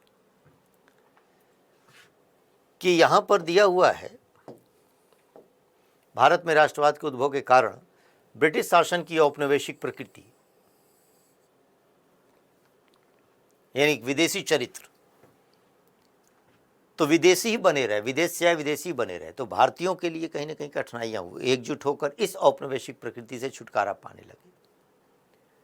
भारत का आर्थिक प्रशासनिक एकीकरण, अंग्रेजों की नीतियों से क्या हुआ, भारत के राजनीतिक प्रशासनिक एकीकरण की स्थिति पैदा हुई। प्रेस एवं आधुनिक शिक्षा का विकास, समाचार पत्र पत्रिकाओं का प्रकाशन, आधुनिक शिक्षा के चलते आधुनिक मूल्यों से परिचित, अधिकारों से परिचित होने लगे। तो इसी को कहा जा रहा है कि राष्ट्रीयता की भावना के विकास में इनकी भूमिका रही और एक आधुनिक शिक्षित मध्यवर्ग का उदय हो गया था। वह आधुनिक शिक्षित मध्यवर्ग वही मध्यवर्ग जो अधिकारों से परिचित हो रहा, वह पश्चिम के विचारकों के लेखों को पढ़ रहा और लोगों को अधिकारों के प्रति सजग कर रहा, तो नेतृत्वकर्ता की भूमिका अदा कर रहा है। तो मध्यवर्ग का उदय भी जो है इसके अंतर्गत है। परिवहन प्रणाली का विकास, डाक तार, संचार व्यवस्था, रेलवे, विभिन्न क्षेत्र के लोगों को आने जाने में सुगमता होने लगी। सामाजिक धार्मिक सुधार आंदोलन, जिसके अंतर्गत हमने कहा राजा राम मोहन राय हिंदू कॉलेज की स्थापना कर रहे हैं। तो ऐसी दशा में आधुनिक शिक्षा पर बल देना, समाचार पत्र पत्रिकाओं का प्रकाशन करना, भारतीयों के अंदर आत्मविश्वास पैदा करना, सामाजिक धार्मिक सुधार आंदोलन की अपनी यह भूमिका थी। तो वैश्विक कारक भी समय समय पर कहीं ना कहीं जिस रूप में नजर आते थे कि कहीं पर हम आगे पढ़ रहे होंगे उदारवादी चरण में कनाडा के अंतर्गत जिस तरीके स्वशासन की मांग थी, उसके आधार पर भारत में स्वशासन की मांग की जा रही थी। तात्कालिक कारण में लिटन की नीतियां, जो vernacular press act, arms act पारित किया उन्होंने, और रिपन की एल्बर्ट बिल विवाद, इसने भारतीयों को एकजुट होने का मौका दिया। तो उद्भव के कारणों को एक बार विस्तार से और फिर तत्पश्चात संक्षेप में ऐसी चीज़ों को रिवाइज किया जाता है, पॉइंट आउट इसी को कहा जाता है। तत्पश्चात देखते हैं कि कांग्रेस से पूर्व स्थापित प्रमुख संस्थाएं क्या थी। बंग भाषा प्रकाशक सभा 1836 राजा राम मोहन राय और उनके समर्थक के माध्यम से बंगाल में स्थापित हुआ था। लैंड होल्डर सोसाइटी 1838-37 के अंतर्गत द्वारकानाथ टैगोर के माध्यम से कलकत्ता में जमींदारों के हितों की अपनी सुरक्षा के लिए ये जो है। Bengal British India society 1843 George Thomson के माध्यम से, और ये दोनों ही संस्थाओं को मिला दिया गया था तो इसका गठन हुआ। ब्रिटिश इंडियन एसोसिएशन 1851 में राधाकांत देव इसके प्रथम अध्यक्ष हुआ करते थे। बॉम्बे एसोसिएशन 1852 दादा भाई नेहरू के माध्यम से। तो विशेष रूप से इसको ध्यान में रखने की ज़रूरत है। ब्रिटिश इंडियन एसोसिएशन 1851 राधाकांत देव इसके अध्यक्ष थे। इसी तरह एक ईस्ट इंडिया एसोसिएशन दादा भाई नौरोजी के माध्यम से लंदन में स्थापित हुई। ये ध्यान रखना है। संस्थाएं बहुत हैं, लेकिन मैंने कहा ना कि उसका कारण यह है कि इस संस्था की वजह से इस संस्था ने जो है लंदन में जाकर भारतीयों के पक्ष को जो है मजबूती से रखा था।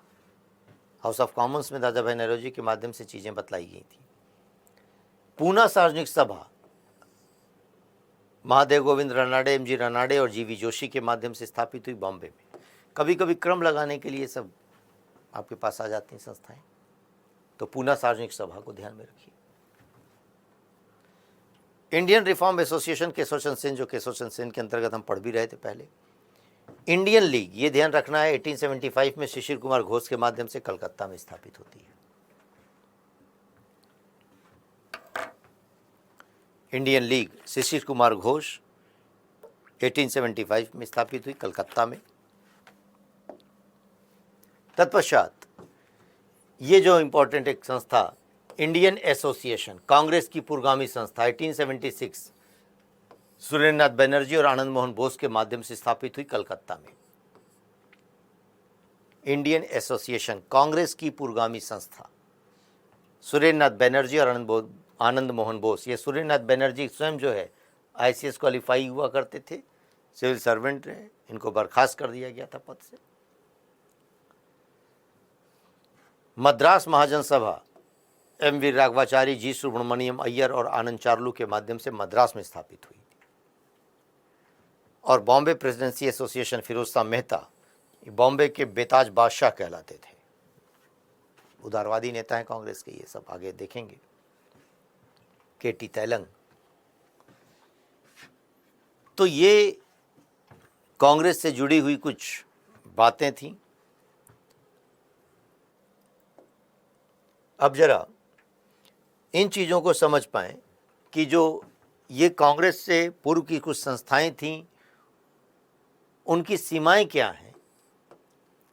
कि एक तरफ वो क्षेत्रीयता की भावना से युक्त हैं, यानी बंगाल की बातों को, मद्रास की चीज़ों को, बॉम्बे के लिए एक अभिजात्य दृष्टिकोण, कुलीन वर्गीय, एलिट क्लास, सामान्य जन के लिए नहीं, संकीर्ण हितों से प्रेरित, तो अपने खाली स्वार्थ से परिचालित होकर, ये इनकी सीमाएं थीं। और इन्हीं सीमाओं को दूर करने के क्रम में भारतीय राष्ट्रीय कांग्रेस की स्थापना हुई, जो एक अखिल भारतीय संगठन के रूप में दिखाई पड़ती है, यानी क्षेत्रीयता की भावना से दूर हो गई। भारतीय राष्ट्रीय कांग्रेस शब्द की उत्पत्ति अमेरिका से हुई। कांग्रेस शब्द अमेरिका से लिया गया, जिसका अर्थ है लोगों का समूह। इसके संस्थापक A.O. ह्यूम थे, प्रथम सचिव के रूप में है। इसका नामकरण, इस भारतीय राष्ट्रीय कांग्रेस का नामकरण दादा भाई नेहरू ने किया, जो कि पहले जो है इंडियन नेशनल यूनियन कहा जा रहा था, भारतीय राष्ट्रीय संघ, वह भारतीय राष्ट्रीय कांग्रेस हो गया। प्रथम अधिवेशन 28 दिसंबर 1885 को बॉम्बे में हुआ, गोकुलदास तेजपाल संस्कृत महाविद्यालय में। इसके प्रथम अध्यक्ष वोमेश चंद्र बनर्जी, और प्रथम अधिवेशन में 72 सदस्य बने थे।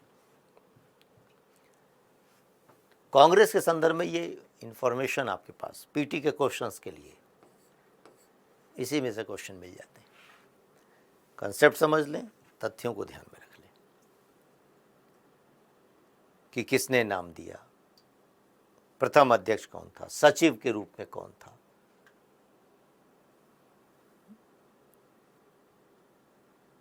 जो प्रथम सचिव ए ह्यूम,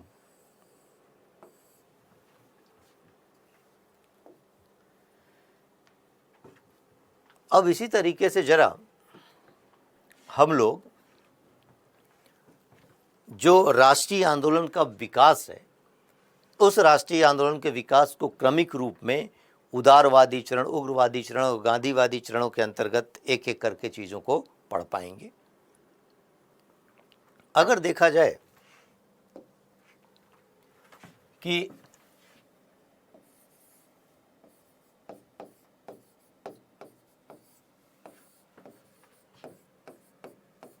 उदारवादी चरण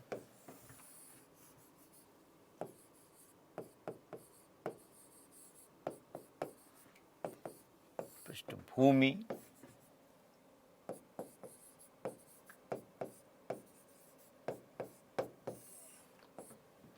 विचारधारा,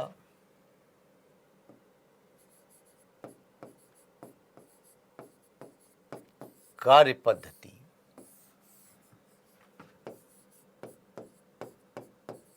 मांगे, योगदान और इनकी सीमाएं।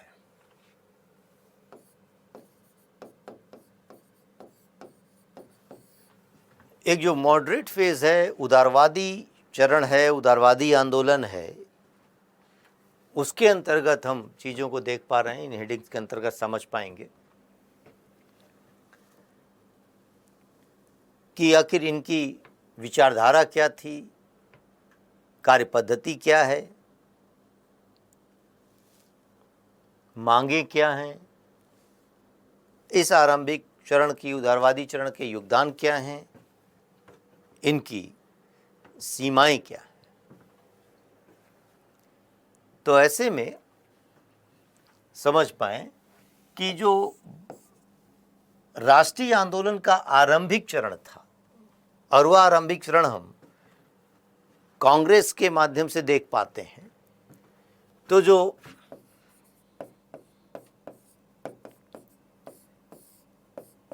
कांग्रेस के अंतर्गत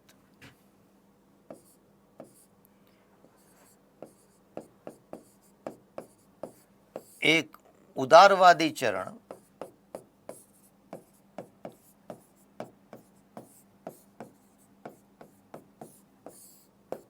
ये उदारवादी चरण 1885 टू 1905 और फिर उग्रवादी चरण 1905 से 1915 तक का समय, फिर इसके बाद गांधी आ जाएंगे तो गांधी मोर्चा संभाल लेंगे। तो जो हम कह रहे हैं उदारवादी चरण, ये उदारवादी चरण दरअसल कांग्रेस की आरंभिक राजनीति का है, कि कांग्रेस की आरंभिक राजनीति जो 1885 से 1905 तक के समय में मूल प्रवृत्ति एक थी, उसको हम उदारवादी चरण के नाम से जान रहे हैं, नरम दल के नाम से जान रहे हैं, मॉडरेट कह रहे हैं। तो उस चरण के बारे में देखना है कि उसकी विचारधारा क्या थी, कार्य पद्धति क्या थी, मांगे क्या थी। तत्पश्चात हम दूसरे हम चरण के स्तर पर चीज़ों को देखेंगे, समझेंगे, जिसको हम उग्रवादी के नाम से जान रहे होते हैं। ऐसे में कांग्रेस का जो आरंभिक चरण है, अब 1885 से 1905 तक का मुख्य प्रवृत्ति के साथ चल रहा है। तो यहाँ पर कांग्रेस के आरंभिक लोग कैसे थे, क्या थे, इनको समझ कर ही हम उस विचारधारा को समझ पाएंगे कि कांग्रेस के अंतर्गत जो सदस्य थे आरंभिक स्तर पर, जैसे दादा भाई नौरोजी, फिरोज शाह मेहता, केटी तेलेंग, बदरुद्दीन तैयब जी, दिनसा वाचा, जे घोषाल,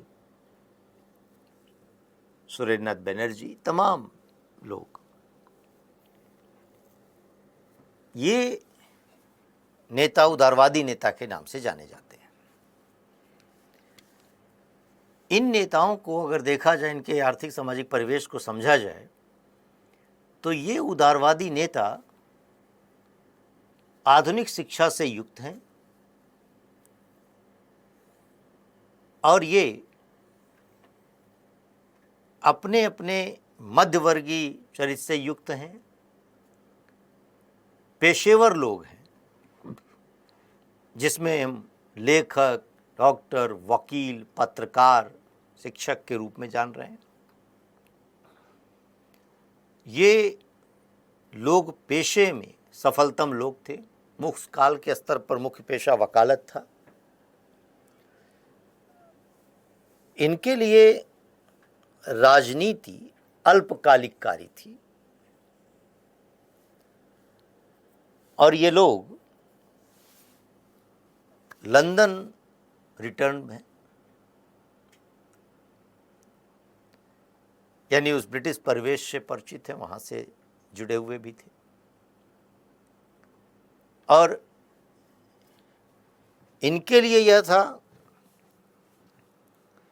कि कोई सड़क पर आंदोलन नहीं चलाना है, बल्कि संवैधानिक तरीके से। इनके परिवेश को, इन उदारवादी नेताओं के परिवेश को गांधी ने भी जो है उद्घाटित किया और बतलाया। 1901 में जब गांधी कलकत्ता के कांग्रेस अधिवेशन में मौजूद थे, उसमें दक्षिण अफ्रीका से वो बीच में भारत में आए थे, जब तो शामिल हुए थे, तो उन्होंने अपनी आत्मकथा में उद्घाटित किया कि जे घोषाल एक उदारवादी कांग्रेसी बड़े नेता थे, तो किस तरीके से उन्होंने गांधी को अपने कोट में बटन लगाने को कहा। इसका तात्पर्य यह है कि अपना कार्य करने में भी वे उदारवादी नेता अपने को निम्न मानते थे कि ये कार्य हमारा नहीं है। रनाड़े 25 नौकरों की फौज लेकर जाते थे। शिमला में जब वह जाते थे तो 25 नौकर थे। तो एक एलिट क्लास, अभिजात्य वर्गीय दृष्टिकोण था। वह कोई आम जनता और आम जन का कोई प्रतिनिधि नहीं था, पढ़े लिखे लोगों का समूह था। अब इसी आलोक में हम समझ पाएंगे कि आखिर इन आरंभिक उदारवादी नेताओं की कार्यप्रणाली कैसी थी, उनकी विचारधारा कैसी थी। तो ये नेता ब्रिटिश न्यायप्रियता में विश्वास रखते थे। इनका मानना था कि अंग्रेज न्यायप्रिय लोग हैं, उनसे अगर हम अपनी समस्याओं को बताएंगे तो वे हमारी समस्याओं को सुनेंगे, समझेंगे और समस्या का निराकरण कर देंगे। और इसलिए उनका अपना मानना था, कहना था कि भारत में चूंकि जनसंख्या का एक बड़ा हिस्सा अशिक्षित है, तो अशिक्षित जनता को कोई भी जो है भूमिका देने की जरूरत नहीं है। इनकी अपनी अवधारणा यह थी कि भारत के अंतर्गत ब्रिटिश शासन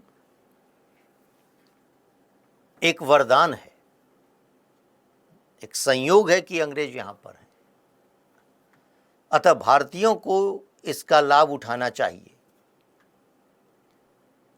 उनका मानना था कि ब्रिटिश यहां पर भारत में अगर हैं तो ये हमारे लिए एक वरदान है और ये अंग्रेज हमारे लिए लोकतांत्रिक अधिकार प्रदान करेंगे। अतः इन्होंने कभी भी जो है अंग्रेजों को भारत से जाने के लिए नहीं कहा, उनका विचार नहीं था, बल्कि वे कहते थे कि आप भारत में रहे। इसलिए उन्होंने अंग्रेजों के ही अधीन रहते हुए स्वशासन की मांग की थी। हम आगे इस बात को अंतर समझ पाएंगे, स्वराज स्वशासन क्या है। तो ब्रिटिश राज्य के अंतर्गत ही जो है राजनीतिक अपने अधिकारों की मांग कर रहे हैं, स्वशासन की मांग कर रहे हैं। इनका विचार जो था, उनको सुनकर आपको लग रहा होगा कि कैसे लोग हैं, फिर भी हम राष्ट्रवादी कह रहे हैं। तो समझ पाइए, इनका जो बात थी, इनका जो कहना था कि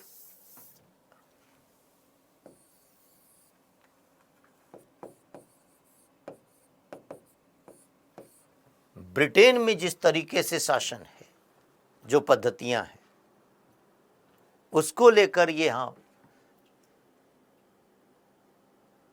वे ब्रिटिश शासन की अपनी एक लाभदायक उपयोगी संरचना को स्थापित करने पर बल दे रहे थे। इसका मतलब ये हुआ, उनका विचार था, दादा भाई नौरोजी, फिरोज शाह मेहता, इन लोगों के अपने विचारों की अगर हम बात करें, इनका कहना था, विचार था कि दरअसल ब्रिटेन में जो है वहां पर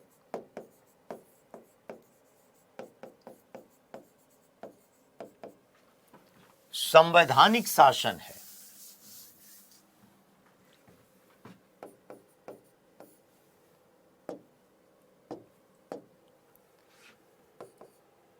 संवैधानिक शासन है,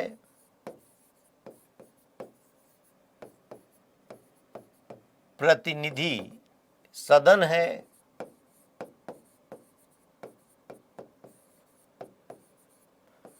लोकतांत्रिक अधिकार हैं, वहां के लोगों को नागरिक अधिकार है,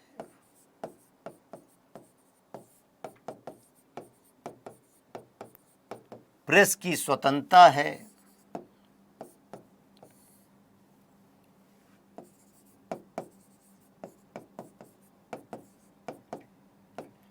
आधुनिक ज्ञान विज्ञान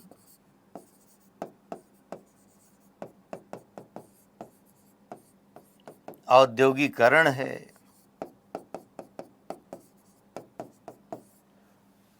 लोगों का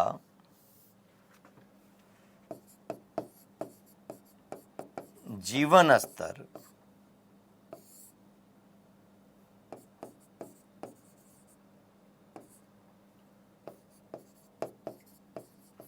सुधर रहा है।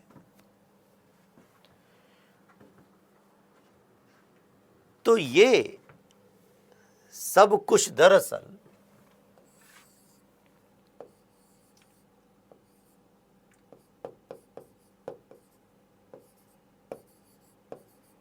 ब्रिटिश रूल है कि वहां पर ब्रिटिश शासन स्थापित है, ब्रिटिश रूल है कि संवैधानिक शासन, प्रतिनिधि शासन, लोकतांत्रिक अधिकार, नागरिक अधिकार, प्रेस की स्वतंत्रता, आधुनिक ज्ञान विज्ञान, औद्योगिकरण, वहां पर लोगों के साथ कोई भेदभाव नहीं है और वहां पर जो लोग हैं उनके जीवन स्तर में वृद्धि हो रही है। And this is the British rule.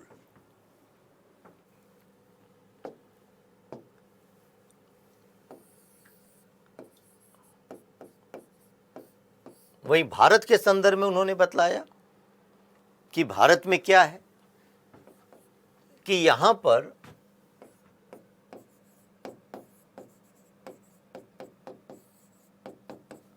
लोकतांत्रिक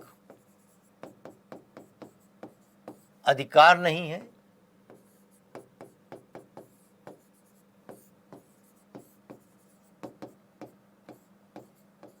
नागरिक अधिकार नहीं है,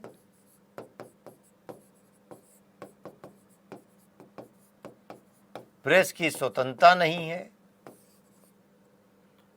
और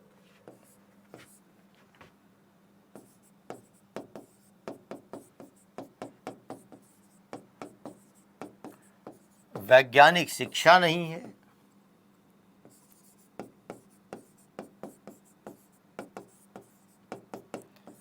औपनिवेशिक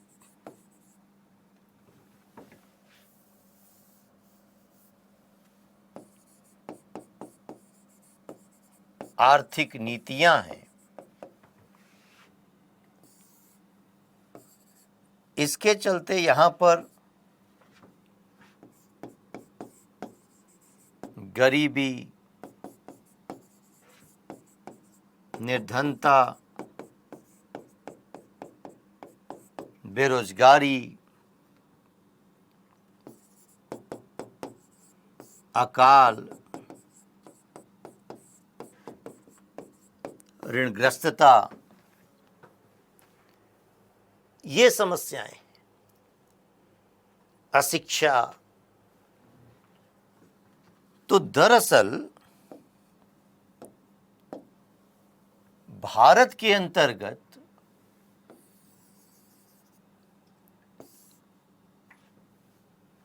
यहां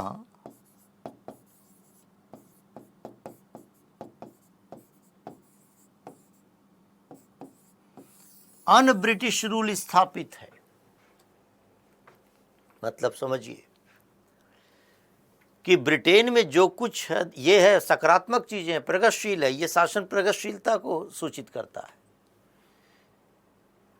तो जिसको ब्रिटिश रूल कह रहे हैं वो ये है, उसके लक्षण ये हैं। लेकिन भारत के अंतर्गत अंग्रेजों के होते हुए भी ब्रिटिश रूल नहीं स्थापित है, बल्कि अन ब्रिटिश रूल स्थापित है। और यही वजह है कि दादा भाई नौरोजी ने पुस्तक लिख दी,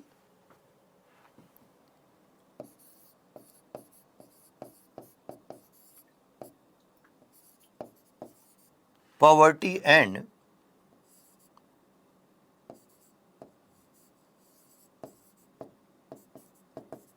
अन ब्रिटिश रूल इन इंडिया 1901 में पुस्तक प्रकाशित हुई। तो जो पॉवर्टी है, ये गरीबी, निर्धनता, शिक्षा, अकाल, ऋणग्रस्तता, वो ब्रिटिश अन ब्रिटिश रूल की वजह से है। तो उनका कहना था कि आप यहां पर आ गए हैं तो बहुत अच्छी बात है, आपके यहाँ इतनी प्रगतिशील चीजें हैं और आप ही के लोग यहाँ पर शासन कर रहे हैं तो बहुत अच्छी बात है, लेकिन आपने ये क्या कर दिया भारत में, तो आप यहां से जाइए मत, यहीं पर रहकर ब्रिटिश रूल की स्थापना करिए। इसलिए उदारवादियों का कहना था, उनका विचार था कि भारत में ब्रिटिश शासन एक वरदान है, क्योंकि यह संस्थाएं यहां स्थापित हो सकती हैं। लेकिन उन्होंने क्या किया, ये कर दिया।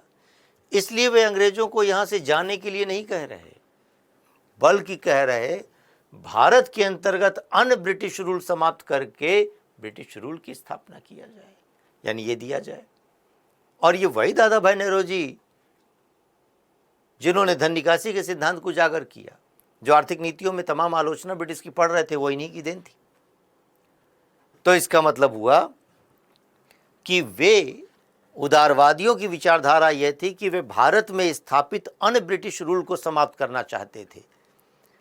तो अंग्रेजों के खिलाफ कोई जन संघर्ष नहीं, बल्कि वे क्या कर रहे थे कि हम लंदन जाएंगे और यहां पर समाचार पत्रों में लेख लिखेंगे, यहाँ के हाउस ऑफ कॉमन्स में, विधायिका में, वहां पर जाकर बतलाएंगे कि ये समस्याएं हैं यहाँ। तो प्रार्थना पत्र, प्रतिवेदन, स्मरण पत्र के माध्यम से वह पिटीशन, वह रिमाइंडर देंगे।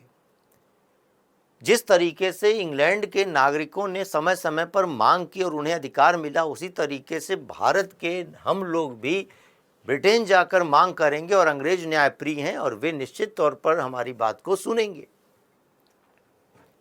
इस आधार पर उनकी कार्यपद्धति को अगर देखें तो वह कोई जन आंदोलन चलाए जाने के पक्ष में नहीं थे, वह कोई रक्तपूर्ण संघर्ष के पक्ष में नहीं थे, बल्कि वे संवैधानिक तरीके से प्रार्थना पत्र प्रतिवेदन के माध्यम से काम करते हुए लंदन यात्रा करके बार बार समझाकर अपने अधिकारों की प्राप्ति पर बल दे रहे थे और ब्रिटिश राज्य के अंतर्गत रहते हुए स्वशासन की मांग कर रहे थे।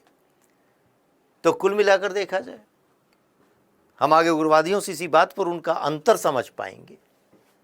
तो ऐसे में इस पूरे भारत के अंतर्गत उन्होंने अंग्रेजों को भारत से निकालने के लिए नहीं, बल्कि भारत में रहकर भारत के लोगों को अधिकार देने की मांग किया था संवैधानिक तरीके से। तो इनकी मांगे क्या थी? इनकी मांगे थी कि भारत के अंतर्गत सिविल सेवा का भारतीकरण कर दिया जाए, आर्म्स एक्ट रद्द कर दिया जाए, यानी भेदभाव मूलक जो आर्म्स एक्ट पारित हुआ था लिटन के समय। इनकी मांग थी नमक शुल्क में कमी की जाए। इनकी मांग थी कि विधायिका में भारतीयों की संख्या बढ़ाई जाए और कनाडा और ऑस्ट्रेलिया के सामान्य भारतीयों को भी स्वशासन दिया जाए और स्थायी बंदोबस्त को लागू किया जाए अन्य क्षेत्रों में। इसलिए नहीं कि वह कोई बहुत अच्छी पद्धति, बल्कि इसलिए क्योंकि अन्य पद्धतियों में समय समय पर भू राजस्व की मांग को बढ़ाया जाता है, इससे किसानों पर बोझ बढ़ रहा है। तो यहाँ पर आकर देखा जाए तो उनकी मांगें मूलतः अभी जो है कहीं ना कहीं एक विशेष जो है मध्य वर्ग के साथ जुड़ने वाली थी। इनका योगदान क्या रहा?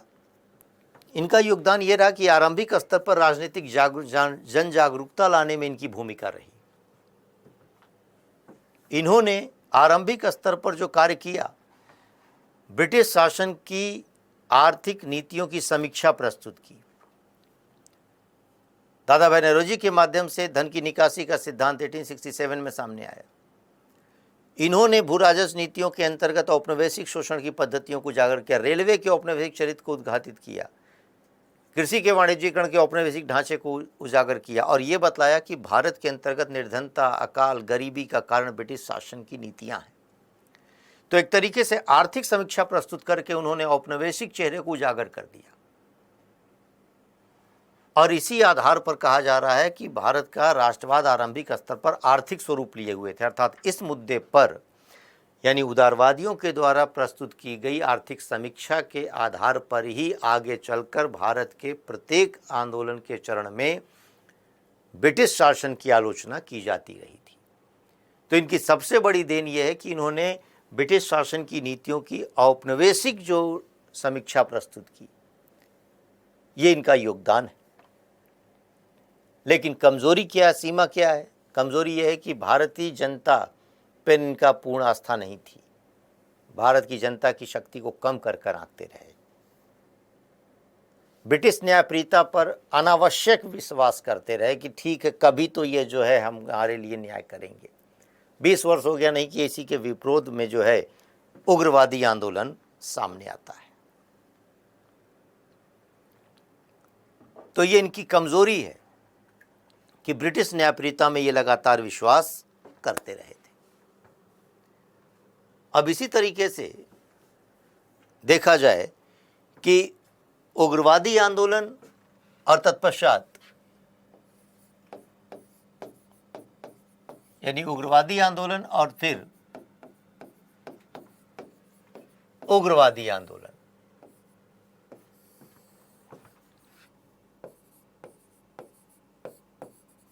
इसके उदय के कारण क्या रहे?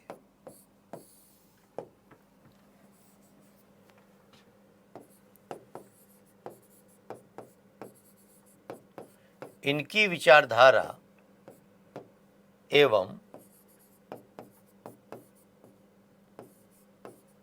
कार्य पद्धति क्या रही?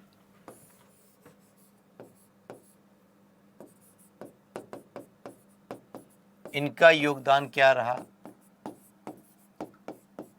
और इनकी सीमाएं क्या रही?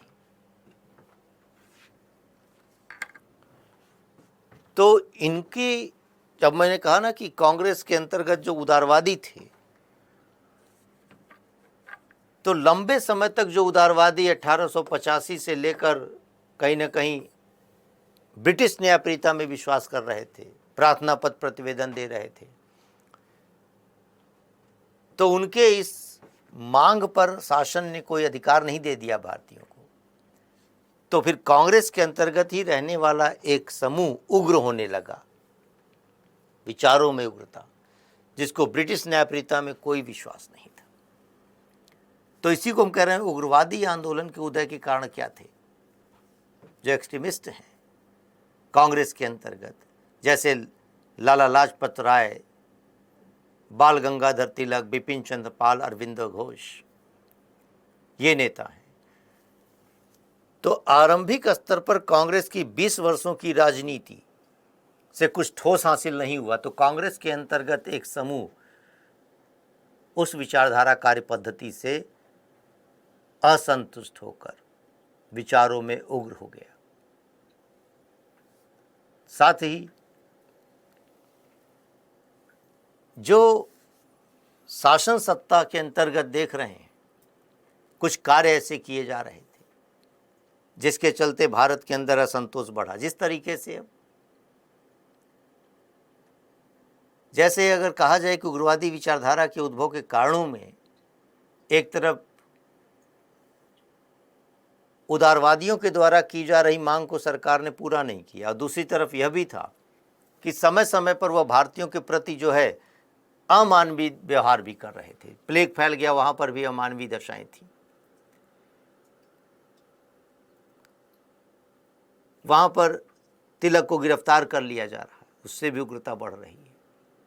एक तरफ देखा जाए तो सामाजिक धार्मिक सुधार आंदोलन के अंतर्गत में कुछ नेता और उनके बयान भारत में इस तरीके की उग्रवादी राजनीति के प्रेरक तत्व बने। जैसे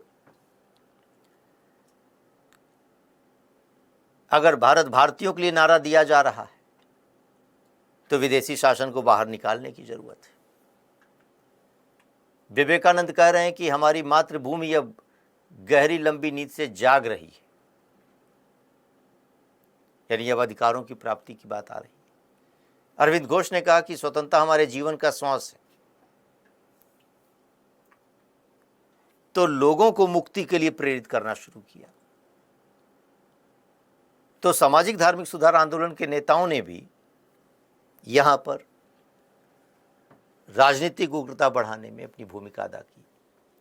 तो साथ ही अंतर्राष्ट्रीय स्तर पर कुछ घटनाएं, जैसे 1896 में एक अफ्रीकी देश इथियोपिया के हाथों इटली की सेना पराजित हो गई और तत्पश्चात 1905 में जापान के हाथों रूस की पराजय हुई थी। तो ये हुआ कि ये जो कहीं ना कहीं अभी तक एक श्रेष्ठता की भावना को लेकर लोग चलते थे यूरोप के अंतर्गत कि यूरोप पराजय है, वो बात खंडित हो गई कि अफ्रीकी और एशियाई देशों ने पराजित कर दिया।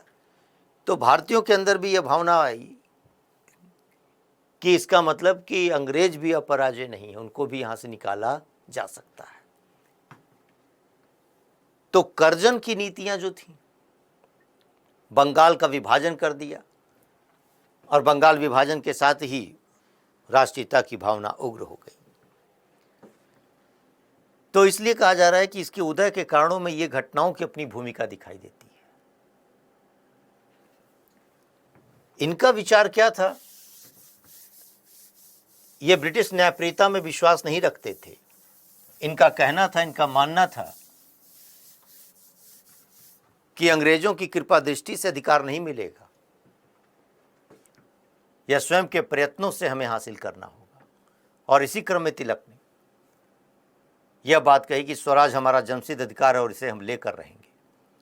ये वही तिलक है जो 1896-97 के अंतर्गत पूरे देश के अंतर्गत अपने महाराष्ट्र के क्षेत्र में बॉम्बे में जो है कर रोको आंदोलन चलाया और उसके उपलक्ष्य में उन्हें लोकमान्य की उपाधि मिली। तो यहां पर तिलक उग्रवादी नेता। अब ब्रिटिश न्यायप्रियता में कोई विश्वास नहीं है, स्वयं के प्रयत्नों से आज़ादी मुक्ति की बात कर रहे हैं, इसलिए इन्होंने स्वराज की मांग किया। इन उग्रवादी नेताओं का जो विचार है, उन्होंने उदारवादियों की कार्य पद्धति की आलोचना की। तिलक ने इस मामले में आलोचना करते हुए कहा, कांग्रेस के अधिवेशनों को छुट्टियों का मनोरंजन बताया कि यह त्रिदिवसीय छुट्टियों का मनोरंजन है। 3 दिन साल में 3 दिन जो है छुट्टी के समय में सेशन होता है, अधिवेशन होता है, छुट्टी बिताने लोग जाते हैं। उन्होंने इसी आलोचना के क्रम में कहा तिलक ने कि यदि हम मेढक की तरह वर्ष में एक बार टर्राएंगे तो हमें कुछ भी हासिल नहीं होगा। इसी क्रम में जो है प्रार्थना प्रतिवेदन जैसी पद्धतियों को कहा गया कि यह राजनीतिक भिक्षावृत्ति, यानी जो उदारवादी एक तरीके से लंदन जाकर जो है प्रार्थना पत्र रिमाइंडर देते थे, पिटीशन देते थे, उसको उग्रवादी कह रहे हैं राजनीतिक भिक्षावृत्ति। इसका तात्पर्य हुआ कि उग्रवादी नेताओं ने कांग्रेस के उदारवादी चरण प्रवृत्तियों की आलोचना की।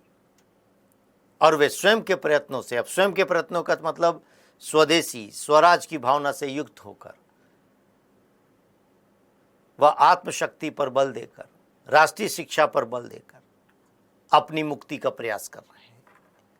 इसी क्रम में उन्होंने वह बहिष्कार यानी विदेशी वस्तुओं का बहिष्कार करना चाहिए, स्वराज स्वदेशी पर बल दिया और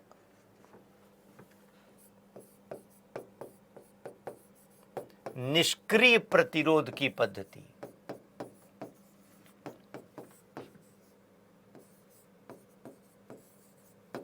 को अपनाया। अब निष्क्रिय प्रतिरोध की पद्धति क्या है? पैसिव रेजिस्टेंस का तात्पर्य क्या है? सक्रिय प्रतिरोध तो हो गया हिंसक चीज है।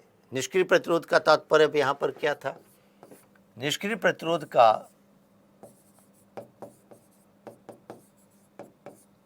तात्पर्य बहिष्कार,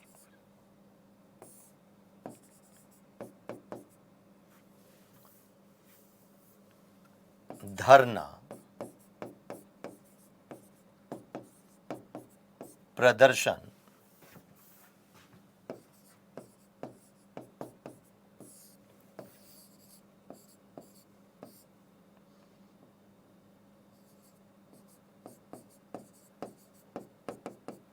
असहयोग।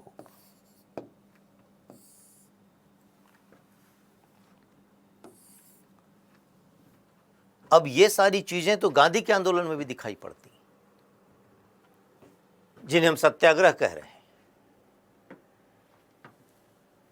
लेकिन ध्यान रखना है, हम आगे गांधीवाद पढ़ेंगे तो ये बात चर्चा करेंगे कि ये इसमें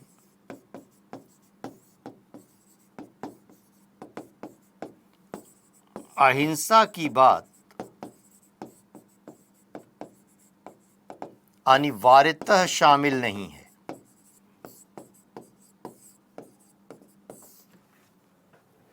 गांधी के सत्याग्रह में अहिंसा अनिवार्यतः शामिल थी। तो ऐसे में इसी को हम कह रहे हैं कि निष्क्रिय प्रतिरोध की पद्धति और उसमें से यह चीजें जो अहिंसा की चीजें थी, यानी ऐसा नहीं था कि अहिंसा के लिए कहा जा रहा है। तो अगर इसमें से हिंसा को निकाल दिया जाए तो फिर जो बचता है वो गांधीवाद है। इसी को दूसरे अर्थों में कहें हम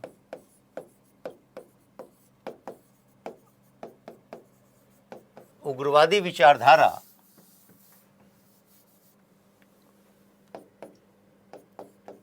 माइनस हिंसा इजकल टू गांधीवाद। पढ़िएगा कि ये बात समझ में आएगी कि किस तरीके से एक उग्रवादी विचारधारा के अंतर्गत जो ये पद्धतियां हैं, इनमें से जो अहिंसा की बात अनिवार्यता शामिल नहीं है, यानी हिंसा हो सकती है, अगर उसमें से हिंसा को निकाल दिया जाए तो जो बचता है वह गांधीवाद है। तो इसका तात्पर्य यह हुआ कि उग्रवादी नेताओं की पद्धति में निष्क्रिय प्रतिरोध की पद्धति शामिल थी, जिसके अंतर्गत बहिष्कार, धरना, प्रदर्शन, असहयोग, जेल भरो आदि कार्यक्रम शामिल थे, जिसमें राष्ट्रीय शिक्षा पर बल दिया जा रहा, विदेशी वस्त्रों का बहिष्कार किया जा रहा, और इसमें अनिवार्यतः कोई अहिंसा जैसी बात शामिल नहीं थी। तो इन्हीं उग्रवादी नेताओं का अब जो स्वराज, स्वदेशी, राष्ट्रीय शिक्षा, राष्ट्रीय उद्योग की बात कर रहे थे, तो कहीं ना कहीं जैसे हम आगे से अलग से एक टॉपिक पढ़ रहे होंगे, बंगाल का विभाजन, स्वदेशी आंदोलन, यहां पर केवल हम उग्रवादी विचारधारा को लेकर चल रहे हैं। तो इन उग्रवादी विचारधारा की अपनी जो कहीं ना कहीं योगदान था, तो जनता की शक्ति को इन्होंने जो है प्रचारित किया, ये इनकी भूमिका रही। साथ में स्वदेशी आंदोलन के अंतर्गत जो इनकी उपलब्धियां नजर आएंगी वो देख पाएंगे। तत्पश्चात यह भी है कि इनकी सीमाएं ये रहीं कि उग्रता दिखलाई, सांप्रदायिकता को बढ़ावा मिला, कि कहीं ना कहीं उग्रवादी नेताओं के अपने धार्मिक प्रतीकों पर बल दिया गया। हम स्वदेशी आंदोलन में इन धार्मिक प्रतीकों को देखेंगे, तिलक किस तरीके से जो है गणेश महोत्सव की बात कर रहे हैं। तो ये टकराहट होने लगी उदारवादी और उग्रवादियों में, और इसी टकराहट का परिणाम था कि 1907 में सूरत के अधिवेशन में कांग्रेस का विभाजन हो गया, उग्रवादी बाहर निकाल दिए गए। मतभेद का बिंदु क्या था उनके बीच में?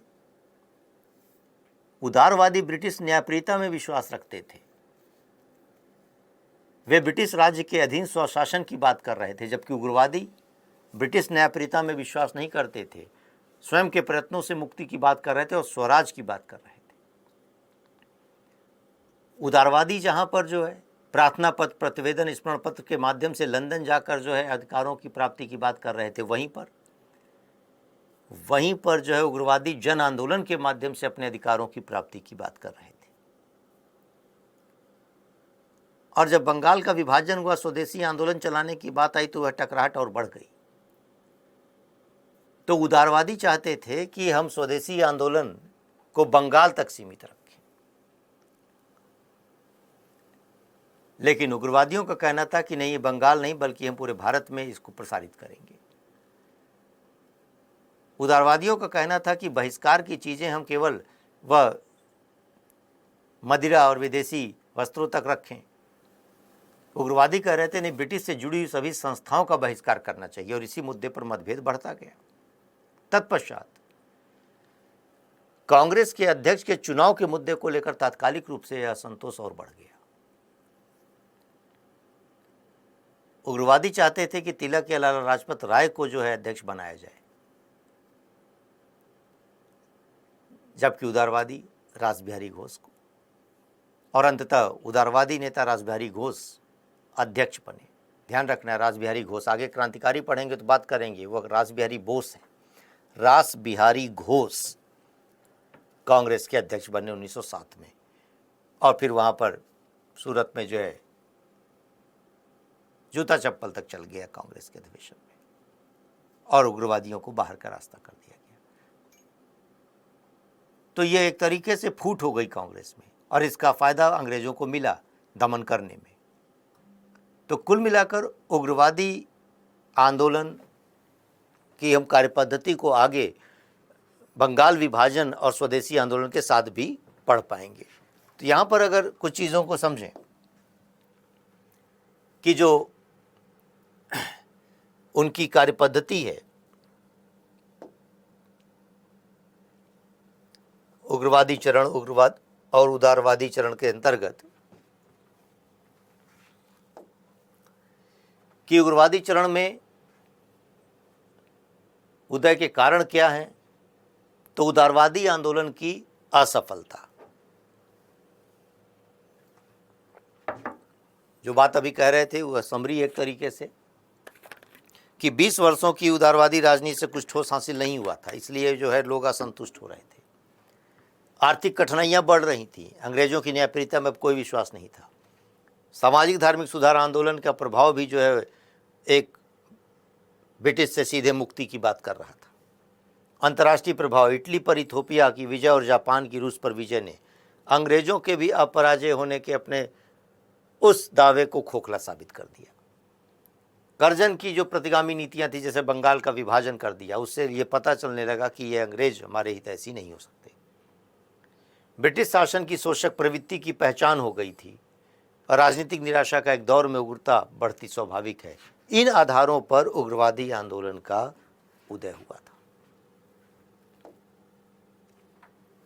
बाल गंगाधर तिलक, बिपिन चंद्र पाल, अरविंदो घोष, लाला लाजपत राय, ये इसके महत्वपूर्ण नेतृत्वकर्ता के रूप में जाने जाते हैं।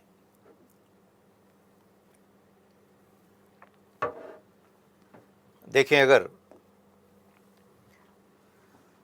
जो इनका आधार है कि सैद्धांतिक आधार क्या था, कि ये सांस्कृतिक विरासत से प्रेरणा पाते थे, भावनात्मक राष्ट्रवाद के प्रति इनका झुकाव था, स्वधर्म और स्वराज की स्थापना की बात करते थे, अधिकार मांगने की बजाय अधिकार लड़ कर लेने के पक्षधर थे, त्याग और बलिदान पर बल देते थे, कांग्रेस के विस्तार पर बल देते थे कि इसका जो है सामाजिक आधार व्यापक हो। इनकी राजनीतिक पद्धति आत्म सहायता, बहिष्कार और निष्क्रिय प्रतिरोध, यही निष्क्रिय प्रतिरोध को लेकर हम अभी बात कह रहे थे, जिसमें धरना, प्रदर्शन, बहिष्कार, ये सब जुड़ा हुआ था। तो राजनीतिक, आधुनिक राजनीति की पद्धतियाँ हैं। इनका योगदान यह है कि धार्मिक सुधार आंदोलन के माध्यम से राजनीतिक उग्रवाद को प्रोत्साहन मिला, धार्मिक एकता बढ़ रही, गणपति महोत्सव, शिवाजी उत्सव, राष्ट्रीय आंदोलन का सामाजिक आधार विस्तृत हुआ, जुलूस, भाषण, समारोह। हम स्वदेशी आंदोलन में इन बातों को देख पाएंगे। 96-97 में कर न देने का आंदोलन चलाया और तिलक को यहीं पर लोकमान्य की उपाधि दी गई बॉम्बे में। ये एक इम्पॉर्टेंट चीज़ है। सीमाएं थी कि सांप्रदायिकता को बढ़ावा मिला था। कांग्रेस का विभाजन हो गया 1907 में सूरत अधिवेशन में, अराजकता उत्पन्न हुई। विभाजन का कारण क्या था? हमने बताया आपको कि उदारवादी रासबिहारी घोष को अध्यक्ष बनाना चाहते थे, जबकि उग्रवादी लाला लाजपत राय तिलक को। और ध्यान रखिएगा कि भारतीय राष्ट्रीय कांग्रेस के तिलक कभी अध्यक्ष नहीं रह सके।